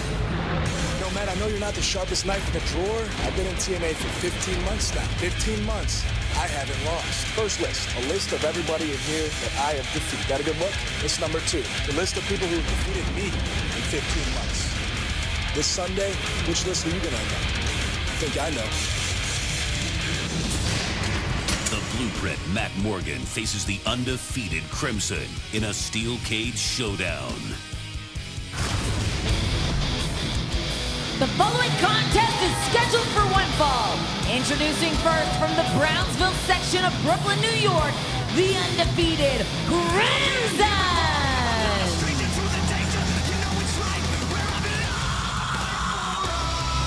The accomplishments of Crimson in TNA and in Impact Wrestling, absolutely unheard of.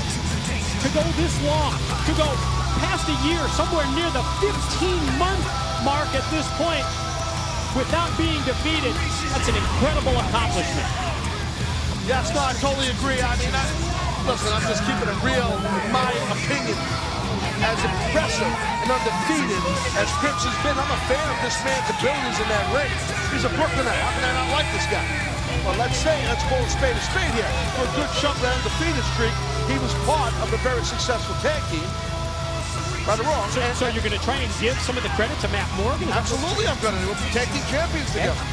That's what I'm saying. Makes sense to me, but he's had an awful lot of singles matches in that 15-month run as well.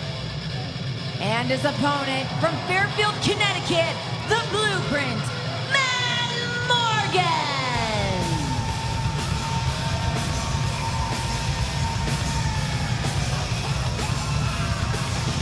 Pre-match interview with the Blueprint, Matt Morgan.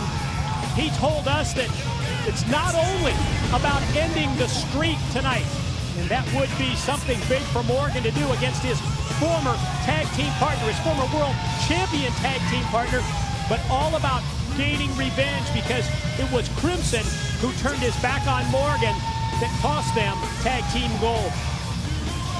Yeah, absolutely. Listen, while these men were a tag team and were successful tag team champions, they kind of had a tumultuous relationship anyway, didn't they, Mike? Good point. It started off with the two of them as rivals. Yeah, well, that's it. And there was a more, I think their success came as a team because they were competing, they were trying to outdo each other, you know, which sometimes that makes teams better when you compete against your own partner. As crazy as it sounds, but it's like Crimson was, he had an idea that he wants to escape already. You gotta do something, dude. You gotta, there you go. Pin, submission, or escape the cage, either by going up and over the top or through the cage door and out to the arena floor. Those are your three options to win the match as Morgan connects with the side slam. Already, Morgan's already got Crimson reeling and rocking. Look at Crimson, he's trying to get out. He's just trying to get out. Wow, I think it's pretty safe to say Crimson's not looking to fight here. Well, we saw that on Impact Wrestling a couple of weeks ago. These two guys battling all over the arena with Crimson leaving, heading to the back. And that's why Morgan just loved the thought of getting Crimson in the cage, and the physicality there of Crimson and his entire body and his head just crashing off the side of the cage. Crashing? Sounded like just like a gunshot went off. That was insane. Doors open. Morgan. Look at Morgan here. Morgan can just walk right out here and take the win. Well, you could have been on the ground already, Morgan, if you really wanted to. This would be it. This would end the streak. I think Morgan wants to put a little bit more hurting on Crimson. Wow.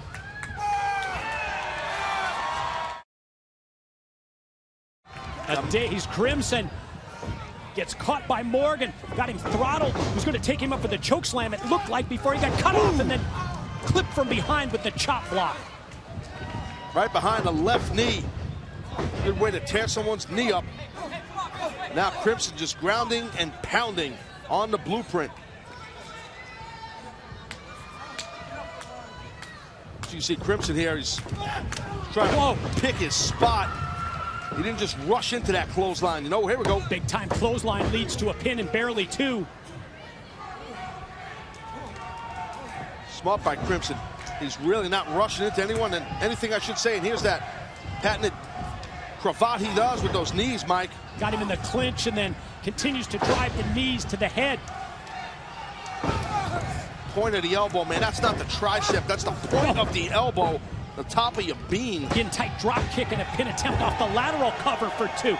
These are two big, impressive physical specimens. who can really go, Taz. Well, you took the words out of my mouth, my man, because I was going to say physical too, because they are. They're both highly athletic, physical people. You're right. And they like to inflict pain, and they can take pain, which makes them tough. When you can sustain pain, that makes you tough. And I'll tell you, Crimson's dishing out some pain on Matt Morgan right now. Yeah, Morgan's attempt to try and fight from the mat quickly cut off. Big clubbing blows to the back, and then the blatant choke from Crimson right in front of the referee. Morgan was trying to stop. He had a gut shot trying to stop whatever Crimson had in mind there.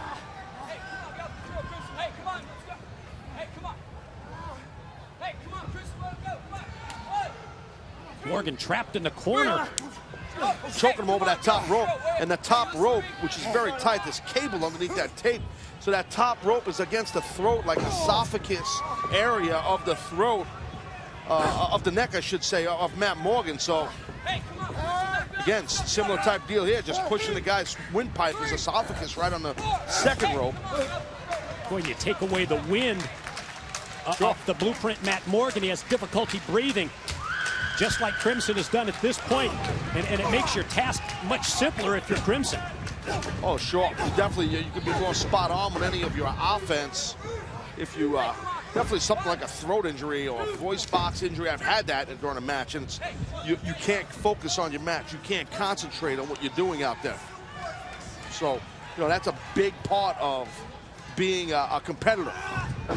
Deal with the pain and stay focused at the task at hand, and we're seeing Morgan getting back on track here. Big 7-footer comes out of the corner, but gets caught in mid-move. Spinebuster straight down.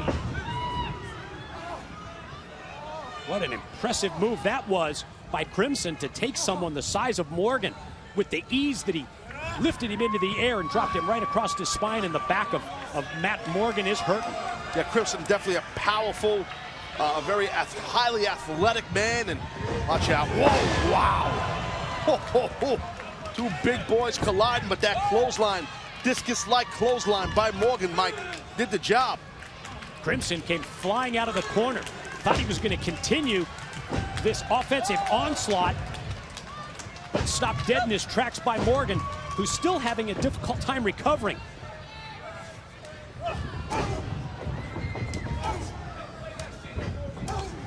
Morgan, definitely a heavy hitter. Another clothesline there, look at this. All about the strikes here from the blueprint. 3 right hands, couple of clotheslines. Throws a snapmare in, now what? Look at that, just a straight boot to the face.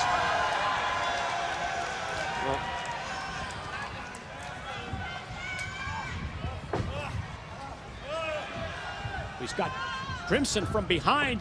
Gonna elevate him up into the air and drop him right into the corner. Got some extra height for more damage to the face. Look at that, oh man, folded in half with that back suplex by Matt Morgan, man. That's gotta be like falling out of a building.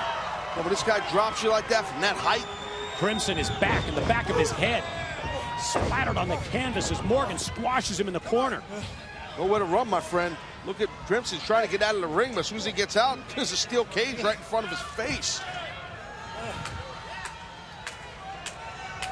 Blueprint's got Crimson in his sights, just through his body. Sandwiched, man.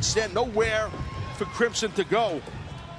Right in front of us here, our side of the steel cage, in front of our table. It's where the cage comes into play as a weapon that the competitors can use against each other. And boy, Morgan just cautioned the wind that time. Yeah, well, because you're right, because if Crimson gets out of the way, I mean, then Morgan's going to crash into that steel cage. Oh, talk about Crimson getting out of the way. He just did there. Big boot attempt in the corner by Morgan. Crimson able to avoid the contact, and Morgan gets caught up, hooked in the corner as Crimson heads. Going to make his way up to the top. That's one of the options. Escape over the top. Morgan recovers to try and catch him and bring him back in, and does.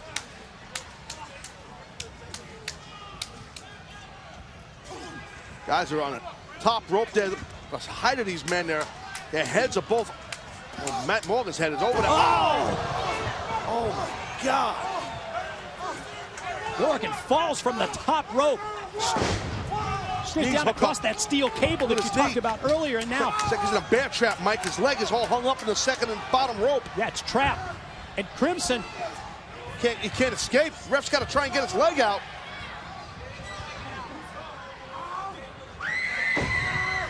Crimson, I thought Crimson was going to drop an elbow or a knee on him, but instead Crimson's going to get out. She's going to leave. He motioned to Morgan that he was headed over the top.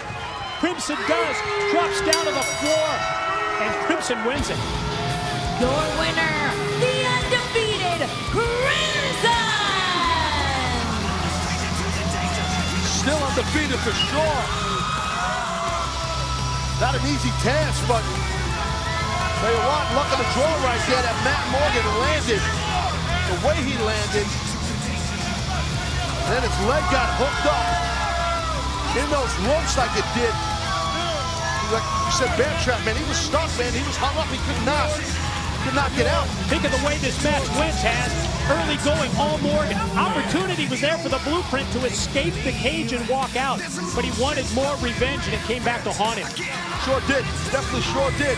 But he wanted to inflict pain. I mean, I get that. He was angry. He lost the war, man. No matter won that battle, but he lost the war.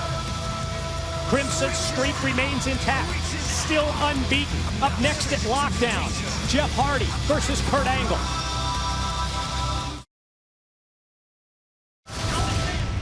You know, I'd ask time and time again for a no disqualification match with Bobby Roode, thinking that would be my moment to finally become the World Heavyweight Champions. I hate his face makeup. I just think that he's stupid. He's an idiot. If anything, he looks more like a woman than a man. Week after week after week, Kurt Angle talked trash about me leading up to Victory Road. Kurt, you beat me by cheating. I need you in a cage. At Lockdown, Jeff Hardy versus Kurt Angle. I beat Jeff Hardy straight up in Victory Road, and he wants a rematch in Lockdown? Come on! I heard you running your yap that you weren't going to wrestle Jeff Hardy in Lockdown. You can't run and hide.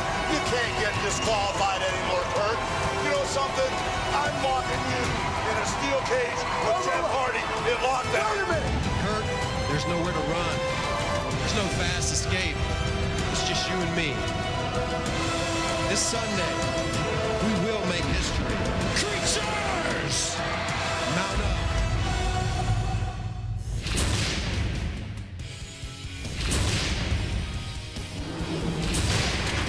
The charismatic enigma Jeff Hardy looks to settle the score against the Olympic gold medalist Kurt Angle. The following contest is scheduled for one fall. Introducing first from Pittsburgh, Pennsylvania, the Olympic gold medalist, Kurt Angle.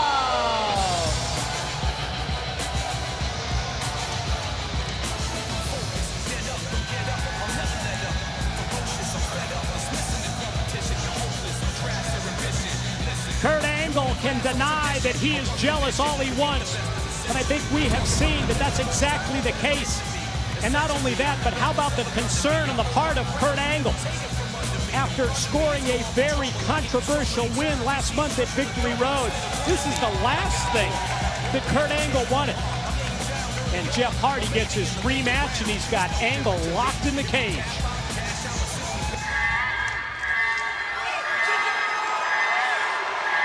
And his opponent from Cameron, North Carolina, the charismatic enigma, Jeff Hardy!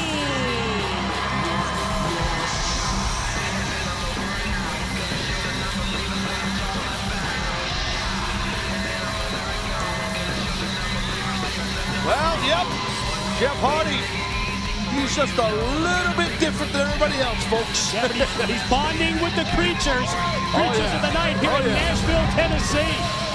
Hey, talking about bonding with the creatures, I mean, yesterday you and I were at Fan Access, right? So we had a bunch of different wrestlers there, and we were right next to Jeff Hardy. How massive of a line did he have? Never ended. Our fan base, it was nonstop, and Jeff stayed there. He signed every single autograph, would not leave. And then you highway jumped out of there. I had to stay. What are you talking about? Well, that's no story. But Jeff Hardy, my Sharpie ran out of ink. Jeff Hardy, though, pardon the expression. Definitely loved it. That was funny. Jeff Hardy definitely loved by the creatures, man. He connects very well to them. Two completely different animals in these two athletes. In terms of so many ways, certainly ring style, mental attitude, preparation for the match. But Taz, one thing, when I think of the charismatic enigma, Jeff Hardy, inside of a steel cage with the things that he can do, you just have to wonder, what does Jeff Hardy have up his sleeve tonight? You never know. You never know with Jeff Hardy. He's a wild card, man. He's very unpredictable. But I will say this, as different as Angle and Hardy are from each other and their backgrounds and whatnot, the two things that they have in common is their work ethic, easy for me to say, their work ethic and their passion. Their passion to be the best. You don't reach this point in the profession without those two elements and these two superior athletes as well. Of course, no denying the accomplishments of Kurt Angle, the Olympic gold medalist. And Jeff Hardy absolutely set to bring it tonight here inside the steel cage, but it's Angle in the early going. Well, I've had the opportunity and been lucky enough in my career to have the chance to wrestle both of these men at different times, and so I've been in the ring with both these amazing competitors, so I can tell you they're both of them very dangerous and they're very tough to prepare for, to compete against each of these men. So the mixture of them against each other, to me, is magic.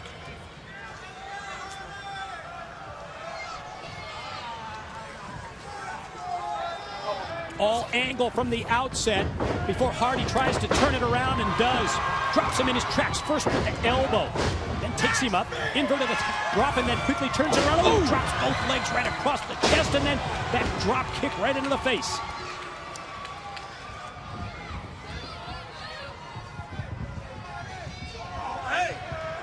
See Kurt right there, just looked like he went to the eyes, I believe, and hey, sometimes you gotta take a shortcut. See right there, Kurt Angle, the right knee, heavily wrapped up. Some ace bandages, some tape. He's got a little kind of limp in his step. I mean, knee or a hamstring? I'm not sure. I mean, I believe he went public and talked about the injury. He hurt it training. He was getting ready, to compete in the games, in the Olympic Games, and he injured it training. It's going to be interesting to see as this match progresses if that has any impact on Kurt Angle's offense here against Jeff Hardy. To this point, it's been mostly Kurt Angle, and he's not been favoring the leg. Well, listen, look, the thing with Jeff Hardy, you got to really be careful. This guy is loaded with resiliency. Jeff Hardy is just tenacious and resilient. There's no stopping him. Yeah, you can't count him out. No, man, no. You really can't. Look at that. Oh, beautiful. High up into the air goes Hardy in the corner. Yeah, he took himself out on that, Jeff, did he? I think the way he landed. Back of his head. Went with such impact and such force out of the corner into the chest of Kurt, with the back of Hardy's head. It snapped as he went right off the mat and quickly in the corner. Overhand rights. Don't be mistaken now. Listen, Kurt Angle, he's definitely loaded with intensity, but so is Jeff Hardy, the charismatic enigma. He's got no problem with intensity. Whoa. Oh, my God. That time the momentum of Jeff Hardy came back to haunt him. Sure did. You see that grin, that smile on the face of Angle. Almost as if Hardy fell right into a trap. Sure did. He was a little overzealous. Again, that reckless style. That reckless style. Sometimes it's great.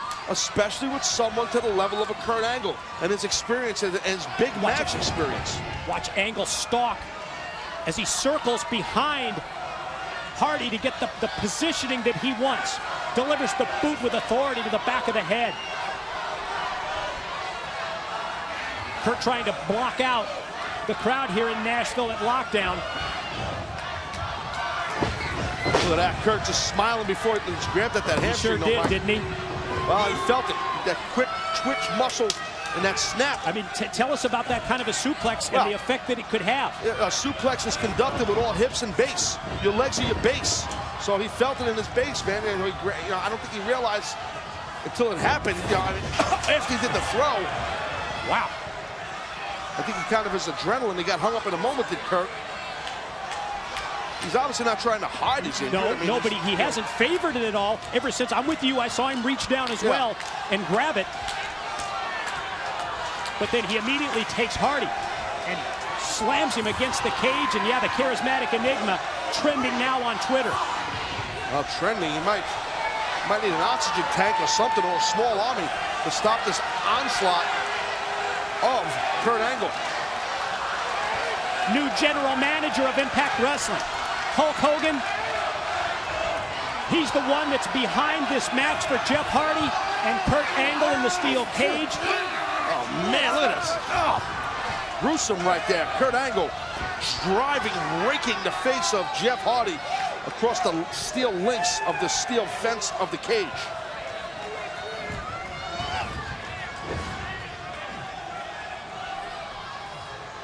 Angle dragging the I body back towards the, trying to get it back towards the middle. Go ahead. Interrupt you, Mike. I apologize. I think he's bleeding. I think Jeff's bleeding a little bit. His head. I think we can see some blood on the canvas, right? He's got a lot of hair. It's hard to tell with the hair. He's got all sorts of ink and paint. I don't know what's going on, but I thought there might have been some blood there, but I can't. It looks red. I don't know what it is. You never know stuff to be using out of this guy. You never know with Jeff. Oh my God! Oh God, right here in front of us, and I think that time, as the hair of Hardy flew back, Taz, right here you could see the blood coming from his head. Yeah. Well, that right there was that last one. Yeah, now there's no question with the overhead camera. The speed that Kurt built up while holding the back of the head of Jeff Hardy while he drove his face into the steel of the cage was just something nasty. Look at his head. And you know that each time Angle takes Hardy and throws him into the side of the cage, he's thinking Angle is about his son, Cody, and the fact that Cody's favorite wrestler is Jeff Hardy, who takes and turns it around on Angle, then comes flying back with the clothesline. That's the thing with Jeff. He will come out of nowhere with something explosive, and we just witnessed it.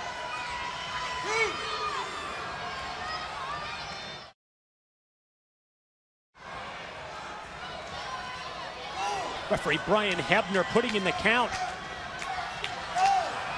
He's reached 5 as Kurt gets up to his knees and going to try and use the ring ropes just to get back up to his feet. Hardy's back up first. First offensive move is a running clothesline. Back elbow followed by Hardy. Now he's got Angle set up in the corner. Other thoughts, but it's turned around by Kurt. Hardy back, first the elbow to the head, double sledge in the corner, here he goes. Well, that's reversal by Angle. Ran into that back elbow, look at this! Whisper in the wind out of the corner. Oh my God, what a shot. Hits it just this quick, on top of the pin and the cover in. 2+ on the pin attempt before Angle fires the shoulder up to stop the count.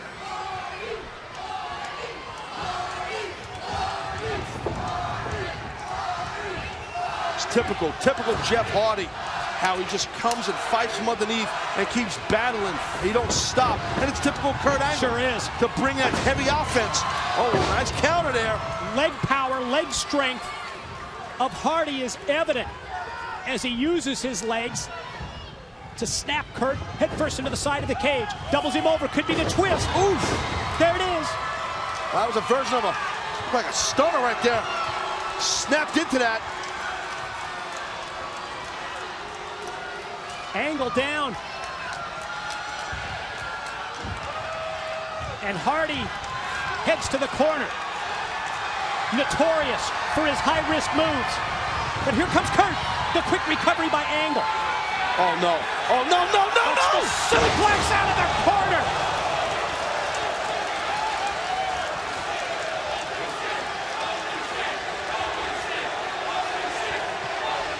Boy, just when it looked like Jeff Hardy was going to take control of this match. Well, let's take another look at this massive... Wait, come on. Stay here. No. Man, that was close right there. Well, I think we're going to take another look here at this massive top rope Angle slam. Boy, so tough at this point. We like to show you the replay, but show you right now. Tough Here it to cut away from the live. Here it is. Watch this. Look at that impact. Both men Jeff definitely got the worst. Look at that shot there. Great angle the elevation right there. that Angle had out of the corner on that. Now relentless. Strikes one after one to the head of Hardy. Then the boot right to the face. This might be the opportunity to escape, and I think that's what Kurt's got in mind. Get out of Dodge right in front of us here, Mike. One of the options to win is escaping the cage. That in addition to pin or submission. Hardy not only pulls him down, then drops him down with the clothesline. Well, look at Jeff Hardy here. I guess Jeff is going to escape. Hardy going to climb the cage and do so and quickly make his way. He's right in front of us here. Angle's got him wrapped right around the... Got his hands wrapped around the ankle. Hardy fights him off. Oh! Springs back right into the splash. Holy God, out of nowhere. Pin, 2. Whoa! God. Holy just man. This close. How Kurt popped that shoulder up. I don't know how. I know how. All those years of training, being on the mat since he's a little kid, training to stay off his back. That's how he did that. And I agree with our live massive audience here in Nashville. This is awesome.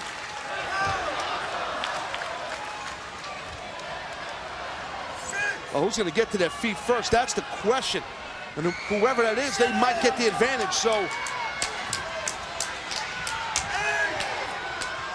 to answer your question, it's Hardy to a knee, first to his feet. Hardy's going to leave here. Oh, no. Oh, no. Ankle lock. Mike. Pulled back in. Not able to escape the cage through the door. Ankle lock is turned around. Switch now. It's Hardy with the ankle lock. Going to try and beat Kurt with his own patented submission move. Get your legs in. Jeff, get you just grapevine his leg and you'll get him. Referee Hebner right in the face of Kurt Angle. He's got his hand up. Is he going to tap? Is he going to tap? Who better than Angle to know the counter? Clothesline misses.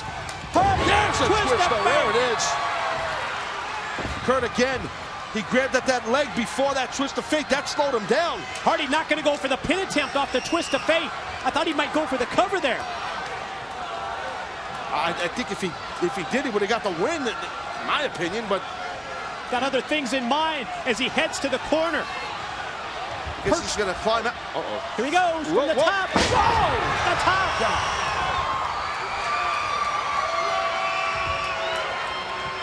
Well, that camera angle told you the whole story, man. That Swanton was insane.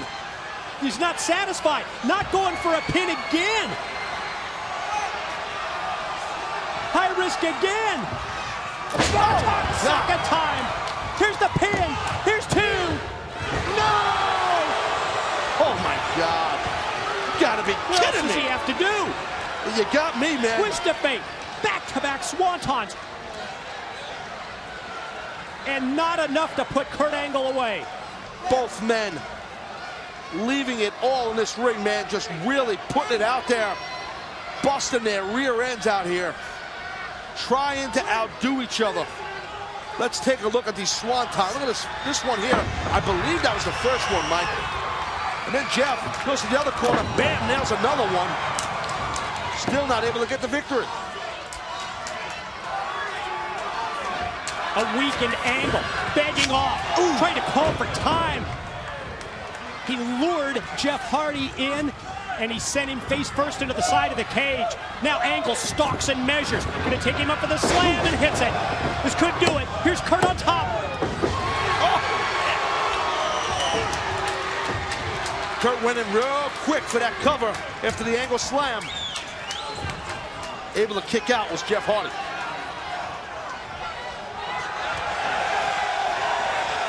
Angle's all business right now, my friend. Look at those eyes. Look at that look. Daring Hardy to get up.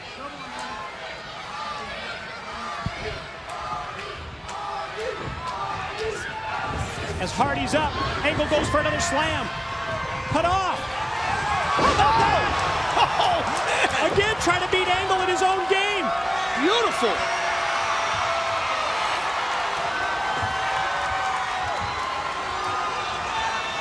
gonna go swanton again. How many times? How many more swan? Wait a minute. No, no. Oh, no. No. Hardy heads all the way to the top of the steel cage. Jeff, don't do it.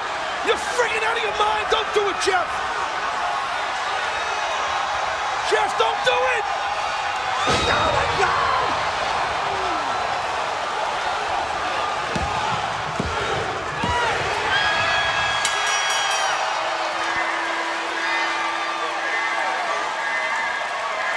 Your winner, the charismatic enigma, Jeff Hardy!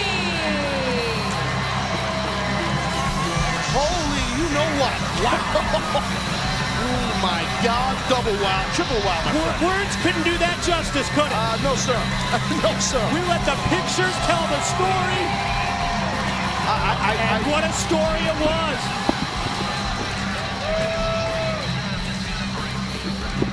That was awe-inspiring, folks. That was awe-inspiring. Take a look, just look at that. I mean, really, really. Look at this. What do you say, Mike? I mean, what could you say? Honestly. This says it all right here. I mean, Kurt Angle's human. He's a human being. There's nothing more he could have done. There's no way he's kicking out of this. No way. It just goes to show you to the levels. There is no level. There is no roof for what can stop Jeff Hardy and his desire to win a match, to be victorious, to give the creatures of the night what he always gives them. Insane, amazing stuff, man. That's what he brings. He's right to your left there, Jeff Hardy. Mike, be careful, eh? Maybe you'll put some of that paint on your face. Good job, bro.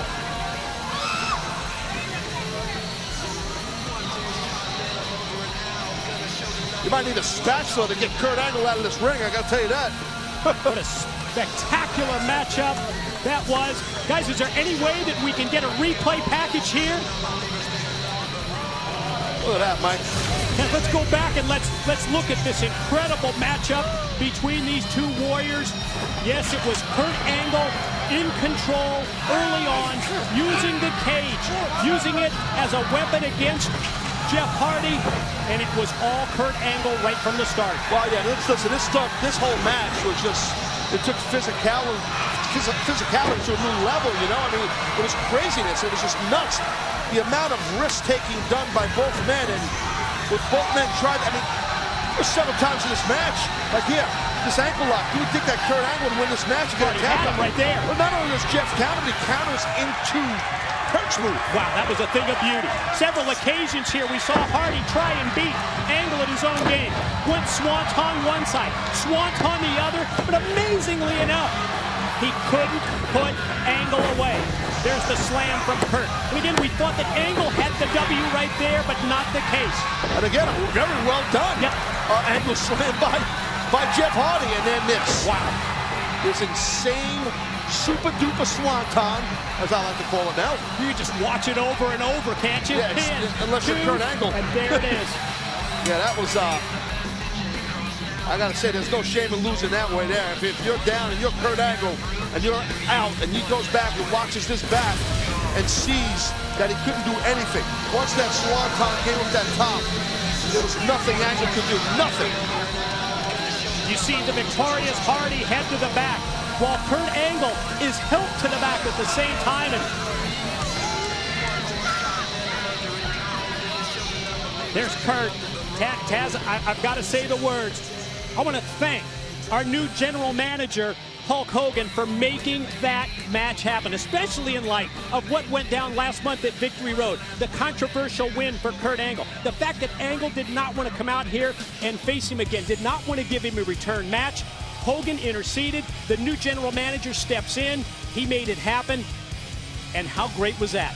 It was amazing. It was an awesome, awesome match, and we're far from over here, folks. I mean, so there's a lot more to come, including a World Heavyweight Championship match, but that match was something to see, and I'll tell you right now, I will never forget that moment where Jeff Hardy was standing right up above there, us here, and I'm screaming, "Don't do it, Jeff! Don't do it!" It was insane. I've seen a lot of stuff in my years as a broadcaster. I know you Absolutely. have too. That right there, my friend. What a moment. That was insane. Insane. Very special moment here tonight at Lockdown in Nashville, Tennessee. And we want to let your voice be heard on both Facebook and Twitter. Let us know who you think is going to win our World Heavyweight Championship showdown, our title match.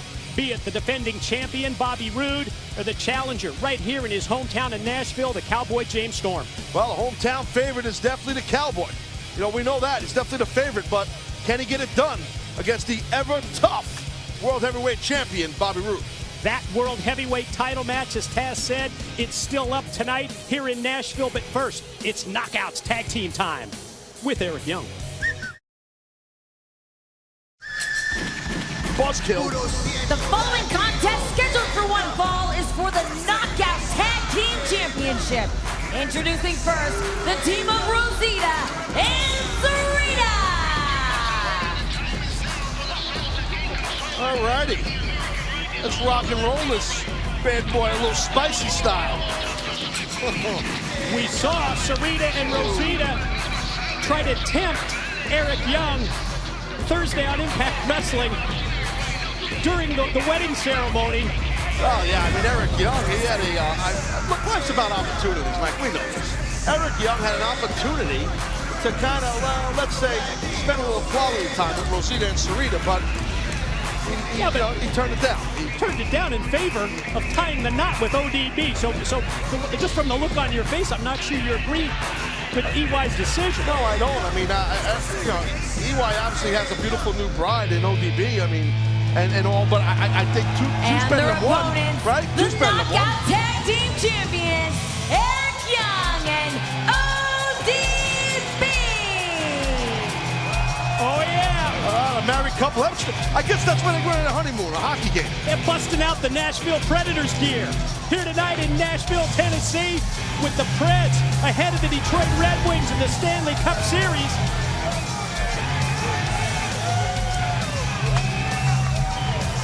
Somehow, look at Eric Young. He's kind of like one of those orangutans, right?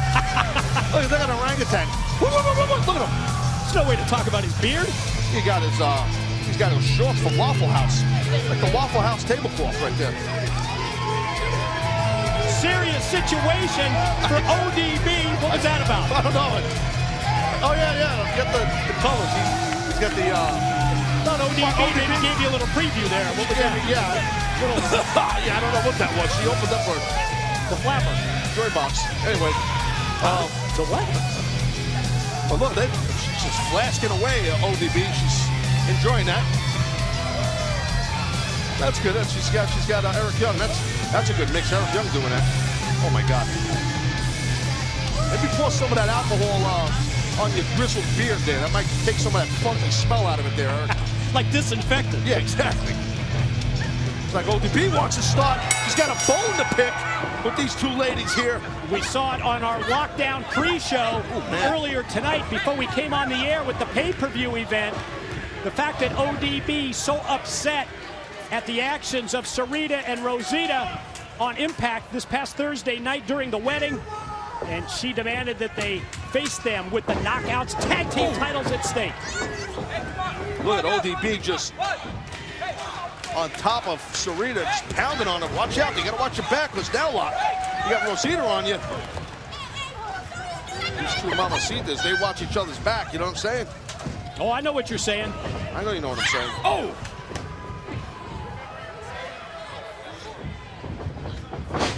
ODB, yeah, got an answer.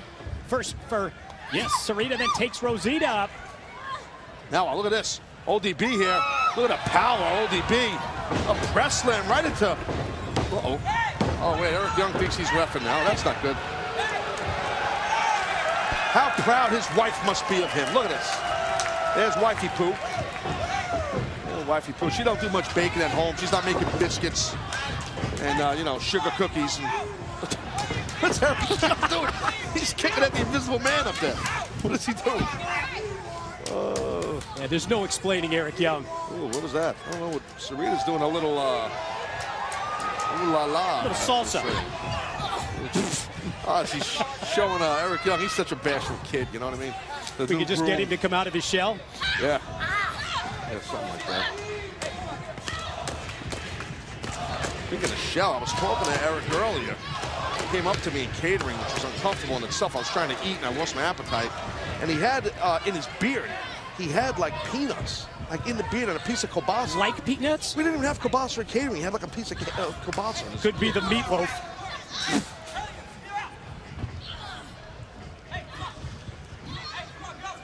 Rosita in the corner on ODB has turned it in favor of the challenging team. Knockouts tag team titles at stake. This special bonus match added to the pay-per-view. And look, Rosita now, she's kind of, Eric's turned his back. He doesn't want to look at that because he don't want to make his wife mad.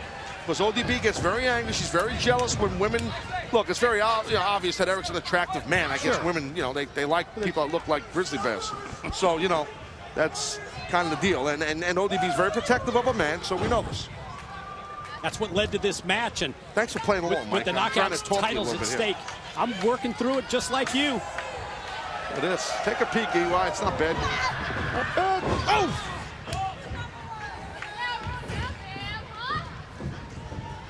ODB down and covered here, but quickly powers out. Barely a 1 count that time. And again, it's Sarita right back for another pin attempt. EY pacing back and forth. He's dying to get in. I mean, that in itself, imagine you and your wife, you just tied the knot. It's a loose knot at that. And you're the knockout tag team champions, and you're one half of the women's tag team champions. And they postponed their honeymoon plans for this. I thought they went to the Predators game, the hockey game for their honeymoon. Popcorn and beer for everyone. That's what I thought they did. Who needs the sunset? Who needs the beach? Oh. Who needs the Bahamas? Watch the teamwork here from Sarita and Rosita, and ODB down and has not been able to fight back. Uh-oh. This is going to get awkward. The temptresses. Oh, boy. Man, look at flexibility out, Sarita, huh? Look at Eric. Look at it. Oh, boy. Oh, no. Whoa, whoa, whoa. Little liquid courage. Get a little gasoline in that tank. Yeah, a little flask power. Look at this. Oh! It's the power of ODB. Slamming Sarita first. Might be the power of Jim Beam. Oh!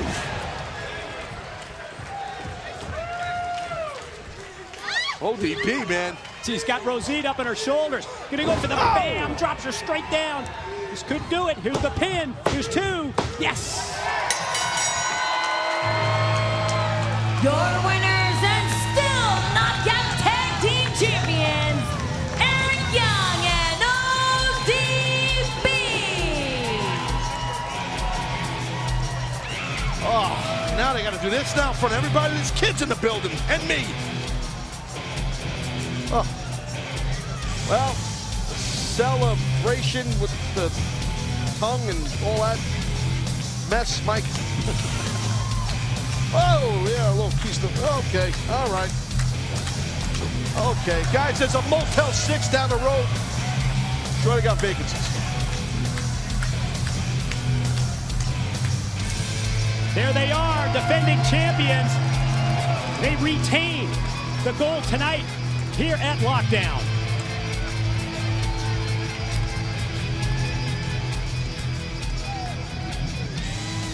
Taz, what a spectacular evening it has been here tonight. Lockdown, Nashville, Tennessee. As we think back earlier this evening, Eric Bischoff, history. I still can't believe that. And Gone Bischoff, for good. Gone for good. He can't use the Bischoff name anymore, and he's gone. Eric Bischoff is out of Impact Wrestling. The big win for Jeff Hardy over Kurt Angle in the steel cage. And you know what's still to come. World Heavyweight Title Showdown. It's James Storm here in his hometown to challenge Bobby Roode.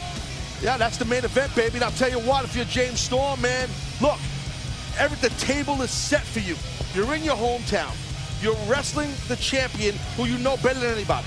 You guys are world tag team champs who travel up and down the highways, byways, train together, the whole 9 yards. Know each other's families, all that. And you have an opportunity now at his world championship that you got screwed out of for. So it's a great opportunity for Storm. Can he capitalize? We find out tonight. Taz, throughout tonight's Lockdown broadcast, we asked you to let your opinion be heard via both Twitter and Facebook. And I have received word that unanimously the vote went to the Cowboy James Storm. Fans out there thinking that Storm's going to be the one that leaves Nashville here tonight with the World Heavyweight title. Well, I didn't get a chance to vote because I'm out here carrying you. Yeah. But I got to tell you, can I give my opinion? I'm allowed, right? Go right ahead. You know, I never usually give my opinion. Yeah, it's a rarity. I think I like the champions' odds in this thing. I do. I just think that Bobby Roode is cooking on all cylinders, man. He's on point. I just like his chances. My opinion. That's just my view. I don't know how you see it. Well, You're going to give your opinion. You're not going to give your opinion. In the favor of Bobby Roode. I said it Thursday night on Impact Wrestling. Say it again. I think the Cowboy James Storm here in Nashville is going to close the deal, and Storm is going to get back that championship that he lost back in November. So we differ on opinions. It's a shocker, isn't it? That never happens. It's first time on TV ever. Speaking of opinions, let's get the opinions from our defending World Heavyweight Champion. Because Bobby Roode is standing by in the back as we send it to JB. Take it, Jeremy. Thank you very much, guys. And certainly, as we have seen, the vote kind of sway one way online. I'm sure this man has a very different opinion. Ladies and gentlemen, the World Heavyweight Champion, Bobby Roode, about to step into the main event tonight here in the hometown of James Storm, Nashville, Tennessee. The destiny of this World Heavyweight Championship lies with you, my friend. Tonight is the night that the entire wrestling world has been waiting for. Tonight is the night that James Storm has been waiting for in his hometown, in front of his friends, in front of his family. A chance at the World Heavyweight Championship. Tonight, I walk out into that cage and I prove to the entire world what I say is true. I always have been and always will be better than you. You see, Storm, the talking is over. Tonight just isn't a wrestling match. Tonight is a fight!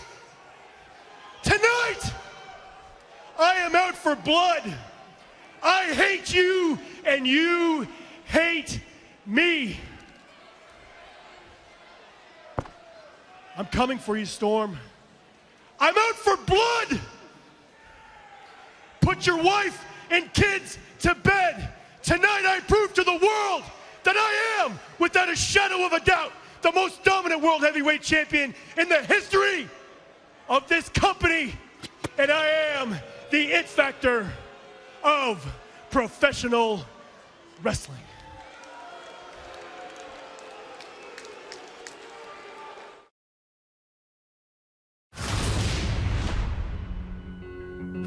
James Storm knows deep down inside that I was always the better man. James Storm's idea of him being a world champion before me means absolutely nothing. The fact is, Storm, at lockdown, in your home state, in your hometown, inside a cage, you think you got me where you want me? You think you got me? You think you got me scared, Storm, huh? Who was the guy that carried you to those championships? It was me. I was the man that made you who you are. Look at everything that I've accomplished since I kicked you to the curb. I am the World Heavyweight Champion. You think that beer bottle shot 4 months ago hurt?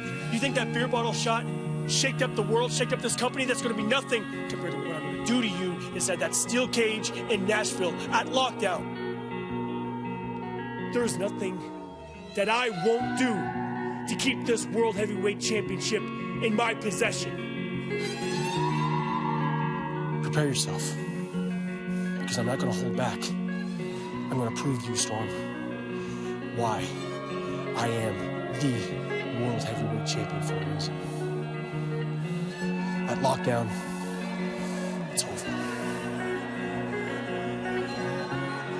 10 years to build a company. 4 years to build a friendship.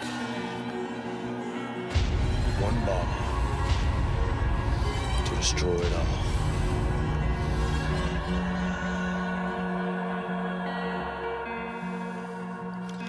The bullshit stops.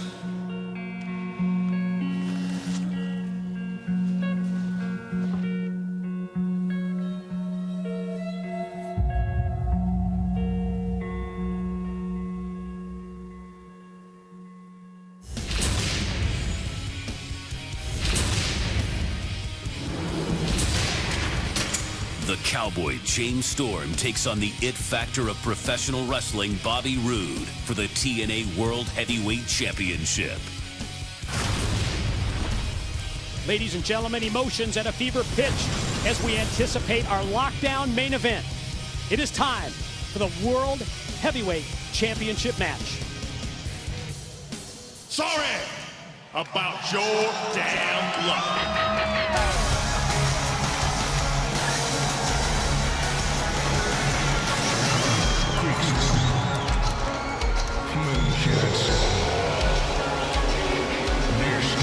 Unique entrance tonight at Lockdown in his hometown for the challenger as the Cowboy has arrived.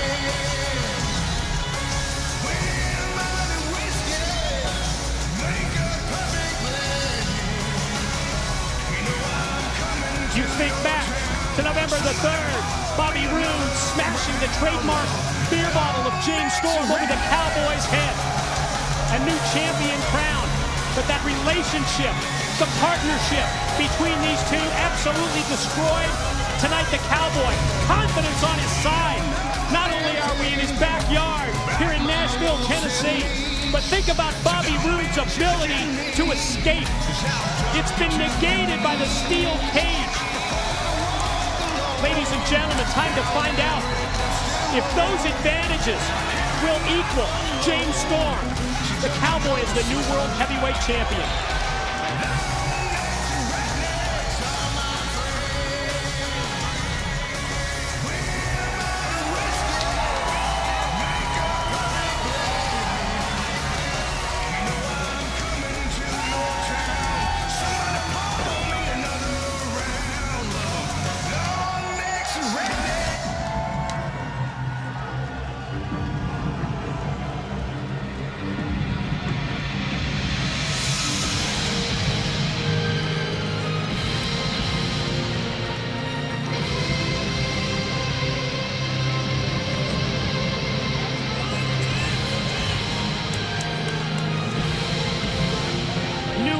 Began back on November the 3rd with Bobby Roode as World Heavyweight Champion.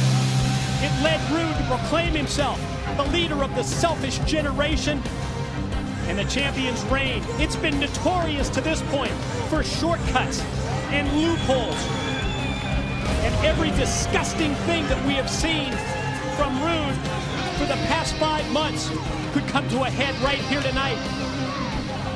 In the confines of the cage, Taz. Both these men, their eyes are locked on each other. I mean, you can't see it on camera. I got to point this out. I can see Bobby Roode straight on the side of, from my position here, on the side of James Storm, his leg, and just looking at the eyes of Bobby Roode as they're locked on the face of James Storm. You can just feel the intensity in this arena right now. It's pretty thick, man. It's pretty heavy. Roode was headed into the steel cage, was right there at the door. You know, he's the world champion. He's going to take his time. He's in no rush. He kind of do whatever he's got to do. He's running the show, right? That's what he's been telling us for months.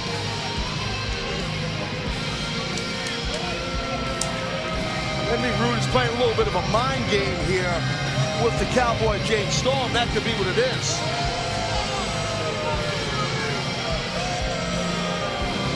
Well, he's looking down amongst our fan base here, just looking at them like, oh boy, wait, here comes the Cowboy, unbeknownst to Bobby Roode.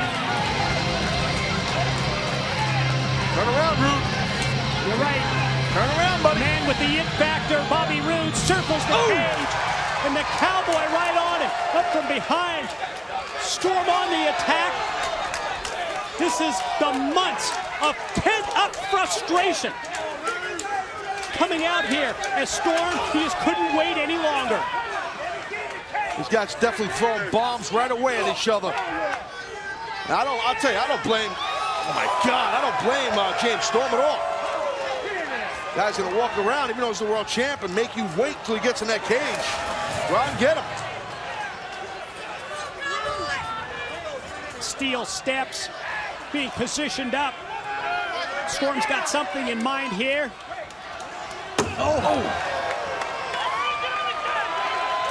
Bringing the head of the world heavyweight champion right off the steel. We still haven't had the opening bell for this match. Still not officially underway. Yeah, I don't think it matters to Storm at all. Right. But Storm is setting the tone for this match once the bell does ring. Well, it's smart. It's very smart by Cowboy James Storm. He is the challenger. He's going to set the pace. Spitting that beer around the eyes, that stings and burns like hell. I know you've had that done to you a few times, Mike, in different areas and establishments. Right here at the broadcast table, look out! Storm cracks the head of Roode. Right there.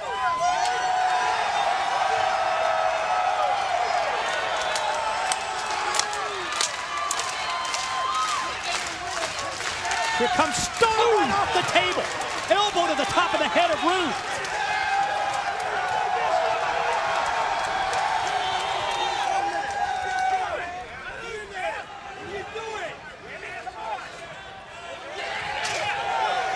Got to get in the ring and well, referee Earl Hebner's trying to direct champion and challenger towards the steel cage.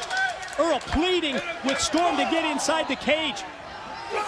Little shots right there by the champion. Watch out, watch out. Oh, nice block.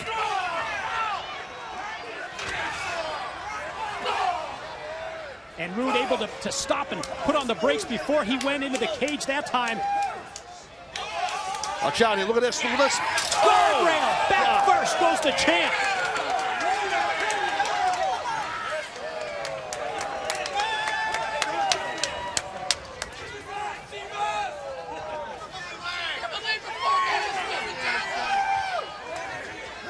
Storm relentless here on Roode again. And you said it earlier, it's so tough to blame James Storm after waiting for all these months to finally get his hands on Roode, who's trying to head up the entrance ramp, and Storm's right on him. Well, yeah, definitely. Listen, James Storm's been put in this position here at the hands of Roode to become this combustible, just explosive animal out here, and the world champion is feeling the wrath right now of the Cowboy James Storm. We've been saying it all night. I mean, everything is just, it's a perfect opportunity here for the Cowboy. Right in his home state, right in Nashville, man, right here in his backyard. This is where the guy's from, man. Ooh! Storm using the steel chair, tried to against Roode, who escaped and got out of the way.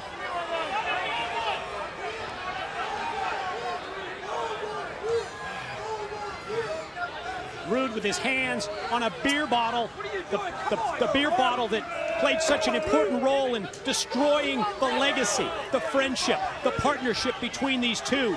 Oh, look at that. Look at Storm's head. Split wide open. A bloody Storm after being put into the cage by Roode. But Roode just rocked him with that right hand. Sure did, Mike. I mean, those are some heavy shots right to your left here. We're real close to this. Look at those blows. And punch after punch right into the open wound.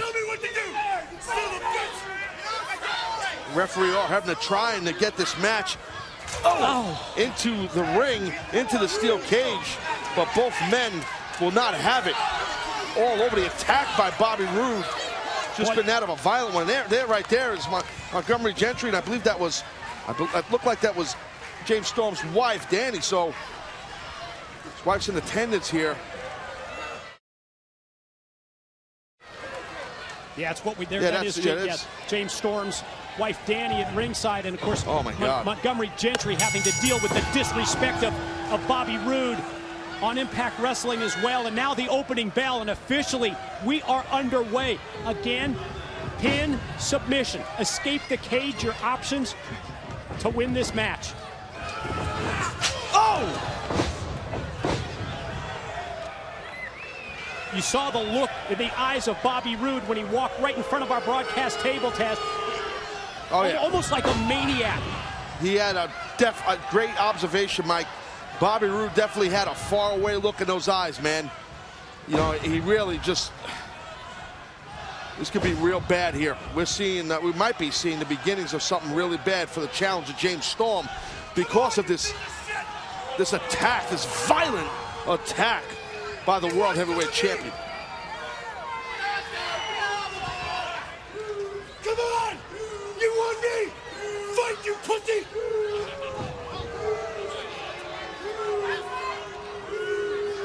Boy, going forward in this match, how about the effect that the loss of blood may have on James Storm? Well, that remains to be seen. I mean, it definitely could, you know, it takes a lot to lose a lot of blood, but that could happen. You never know. That's a bad wound, man. At the same time, how about the vision potentially being impaired with the blood rolling down from his forehead into his eyes as Roode goes for the cover, and no. That definitely is definitely something that's in favor for Bobby Roode. Because when that blood goes in your eyes, man, it stings like hell, and it just cakes up on your eyelids, and it gets tough to see, and it hurts. So that's a good point. So we'll see what happens here. But you could see the attack by Roode is all over that open wound of Storm, but Storm looks to be getting a little fired up here.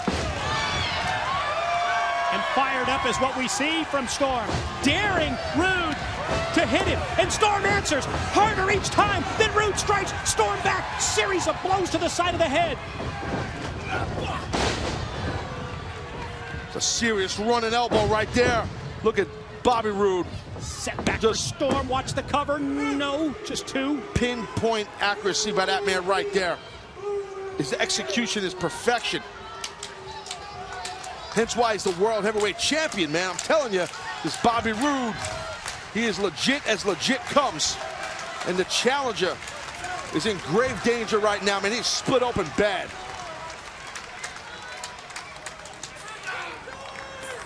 Montgomery Gentry and Danny, the wife of Cowboy James Storm, looking on with concern from ringside as Roode continues the assault here. In terms of strategy for Bobby Roode, not only wanting to deal and dish out the punishment to Storm, but what he has to do, Taz, is be so aware of that deadly finishing move that James Storm brings, the last call super kick. He's got to stay out of the way of the last call. I completely agree. Listen, everybody knows, it's very well documented, James Storm is capable of pulling that kick out of anywhere at any time in a match. He's done it time and time and time again. So, but I got to tell you right now, I think the last thing on anybody's mind is any offensive moves right now from James Storm, because James Storm, he's just getting worn out, buddy, right now by the champ.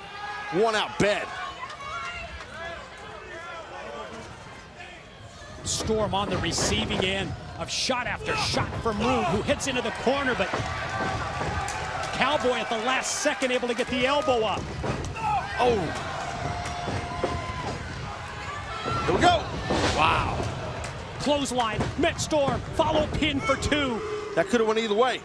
Both men just ran at each other like a couple of wild bulls, and it went towards the world champion Bobby Roode's side when he pulled up that clothesline. So look at the challenger, man. He is hurting. We've seen the bursts of offense from Storm, but every time that he tries to execute, he's cut off and nailed with something by Roode, who now is taking the already bloody head.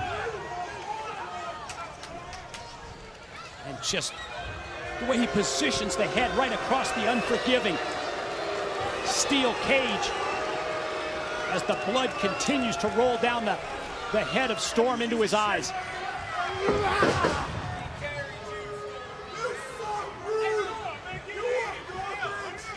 You're nothing to me! And so are you!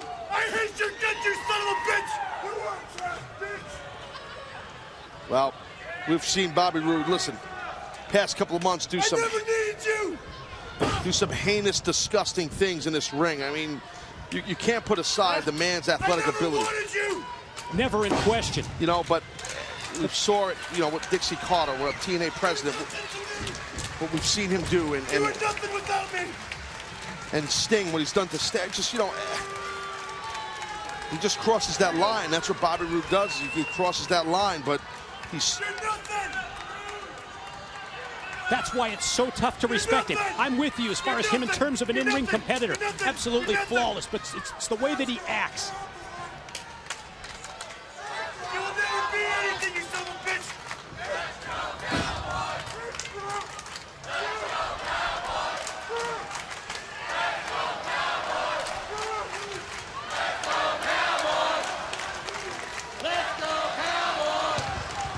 Oh. Roode throwing everything at Storm. Punch after punch.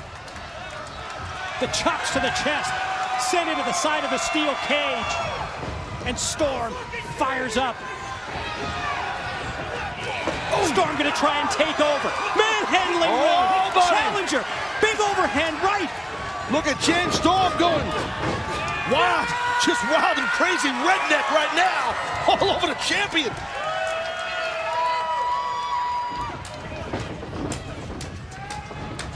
Trying to run out. Looked like Bobby Roode was trying to get out of Dodge, man. He saw his hand reach for the steel cage door to try to escape.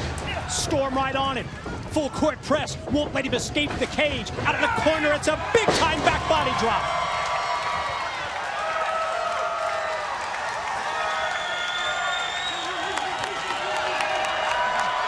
James Storm's wife, Danny, smiling on, loving it. Proud of her husband. Roode able to get the boot up in the corner as Storm came charging in, but Cowboy right back on him and rocked him with a right.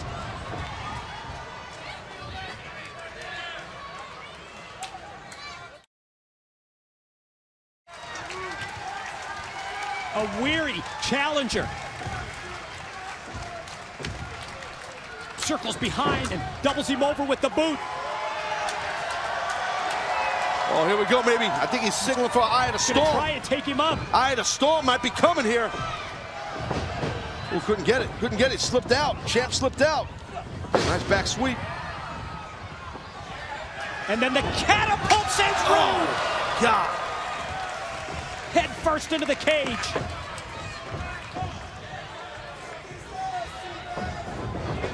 Oh! But the impact of that blow. Champion's head ringing off the side of the steel. Well, it's a lot of emotion in this match. The two personalities and how close the bond and the friendship used to be. It's all just pouring out right here in the middle of the string for the world title. And take him up again. Ooh. Sends him airborne. Eye of the storm. Stacks up the legs. That close, man. That close to crowning the new world champion. Don't lose your focus now, Storm. Don't lose your focus. You got to stay on him. It's tough, though. Tough to do. When you come that close, Mike, and you don't get the victory. There's that element of frustration that starts to set in, and maybe you lose that concentration and focus. Very hard to block that out, man. It's extremely hard.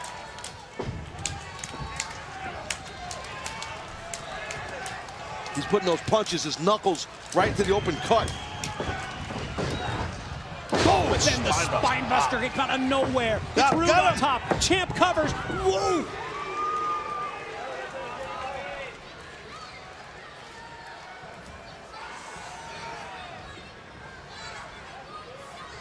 Yes, both champion and challenger showing the effects this match of attrition to this point.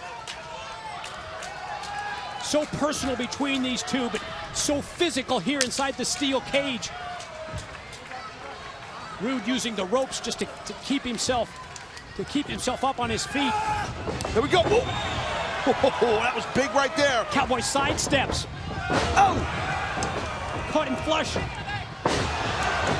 Looking good here. Time. Looking good. 2.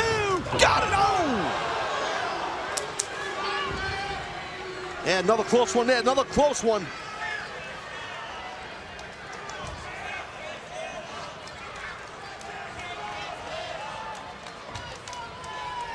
James Storm so close to closing the deal here in Nashville and becoming world heavyweight champion, but still life left in Roode, who now he's getting his face turn about fair play here, raked against the cage. That's exactly it, and can't blame James Storm for that. Got to do what you got to do. Wasn't too long ago in this match that it was happening to him at the hands of Roode. Oh. Desperation. Move by Roode, but how successful was that? Flinging him overhead, back body drop style, as Storm crashes against the cage. Well, you heard Storm's body driven into that steel cage, almost like a backdrop type thing, maneuver, I should say, that the World Heavyweight Champion Bobby Roode did there. Now will Roode crawl out of this thing and retain his championship? He's very close. Headed to the cage door, which has been opened. Feet have to touch down on the floor. Not that easy, my friend. Cowboy's not going to let you go away that quick. Storm has other thoughts. Hooked onto the legs. Got Roode around the ankle. As Storm tries to and successfully does, pull the champ back inside. Oh, nice. Look at that. Fujiwara armbar into that crossface. Well done by the world champion. Check out the ring positioning. Right in the middle. It couldn't be better. Dead center in the middle. Both men, blood pouring out of their faces and heads. Beautiful submission hold by the world champion. Can the challenger survive this? Submission hold applied, and the referee's right there to see if Storm is going to tap.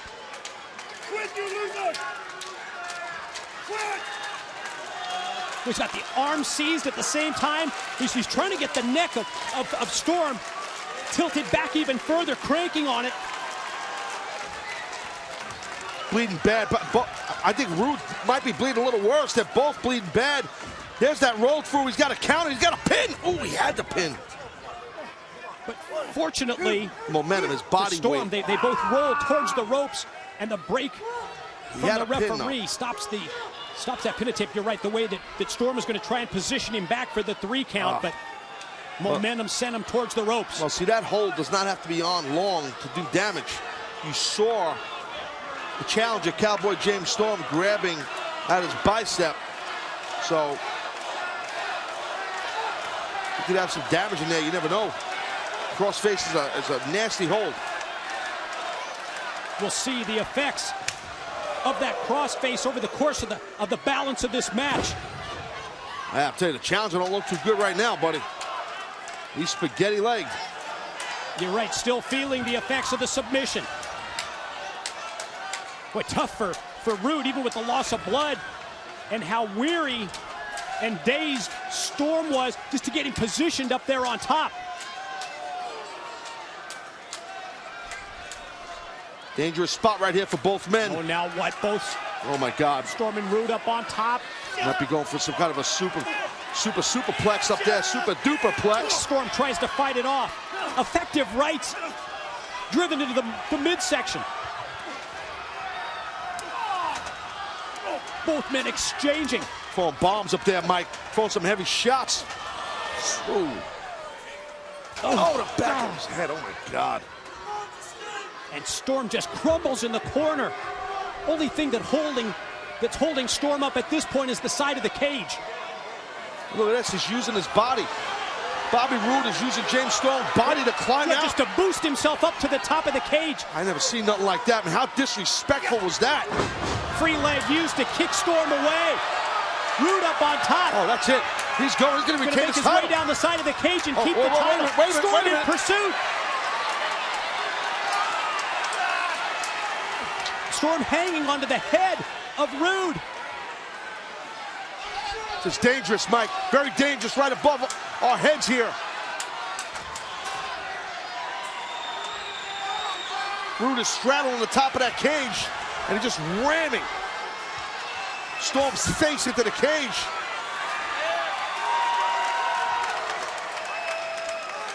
That's a big plus right there for the Cowboy to get the world champion back into the cage. Keeps his opportunity alive. They continue to throw everything at each other. These shots, one after the other, coming from both Roode and Storm, and again the cage comes into play. Uh-oh, watch this. Bam! Wow. Oh, the blood just flying all around ringside each time that they take the heads and ram them against the side of the steel.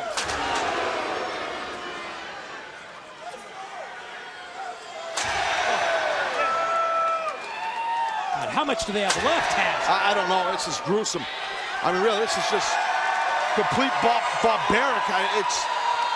Who can outdo each other? It's just insane. Oh, shows both the importance of this match as well as the personal disdain that both men have for each other. Here we go. Cowboy's gonna do it, baby. I think I was wrong and you were right. Storm. Or maybe not. Wait a minute. What's he waiting on? What's he doing? Storm had the opportunity to climb, it looked like, over the top of the cage, turned around, made eye contact with the champ. Roode flipped him off from the mat, caught the attention of Storm. Oh my God! Get that leg warmed up. Cowboy, just one last call, just one super kick away from taking the gold. Champ's gonna get his lights put out right now. Whoa, whoa, whoa. Oh! Roode took the referee, Brian Hebner, put him right in the line of the last call super kick, and the referee's been knocked out. Referee caught every inch of that kick, man. Ref is done out. We need another ref out here or something. Well, we have Earl Hebner, who was in charge of the cage door outside. Earl opening the cage door for Roode, who's he's gonna win the match. Walk right out of the steel cage, touch down on the floor, and keep his title right here.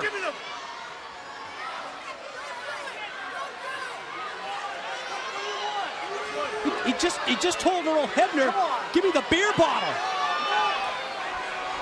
Well, again, there's really no rules on this thing. You can't blame the referee, but what the hell is Roode gonna do here?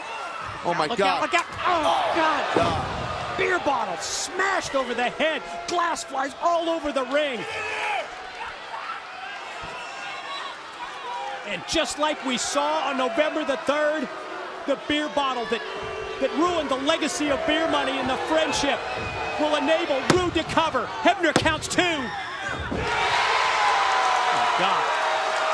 How the hell did he do that? You gotta be kidding.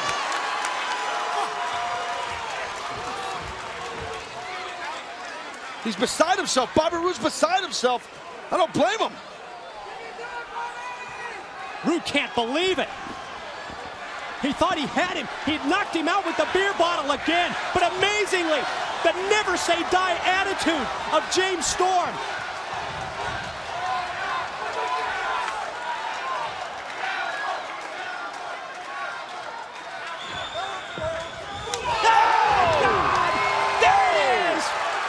Oh my God! Nobody saw that one coming, let alone Bobby Roode. Storm connects.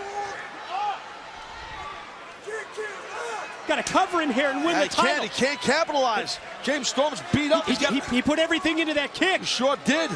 Just think about the outfits that's been put on. He got cracked with a bottle over his head, man. Storm leaving it all out there. Lines him up again. Last call again. Oh my God! The super kick, the last call can send him right through the cage door. Ladies and gentlemen, the winner of the match, and still heavyweight champion of the world, Bobby Roode.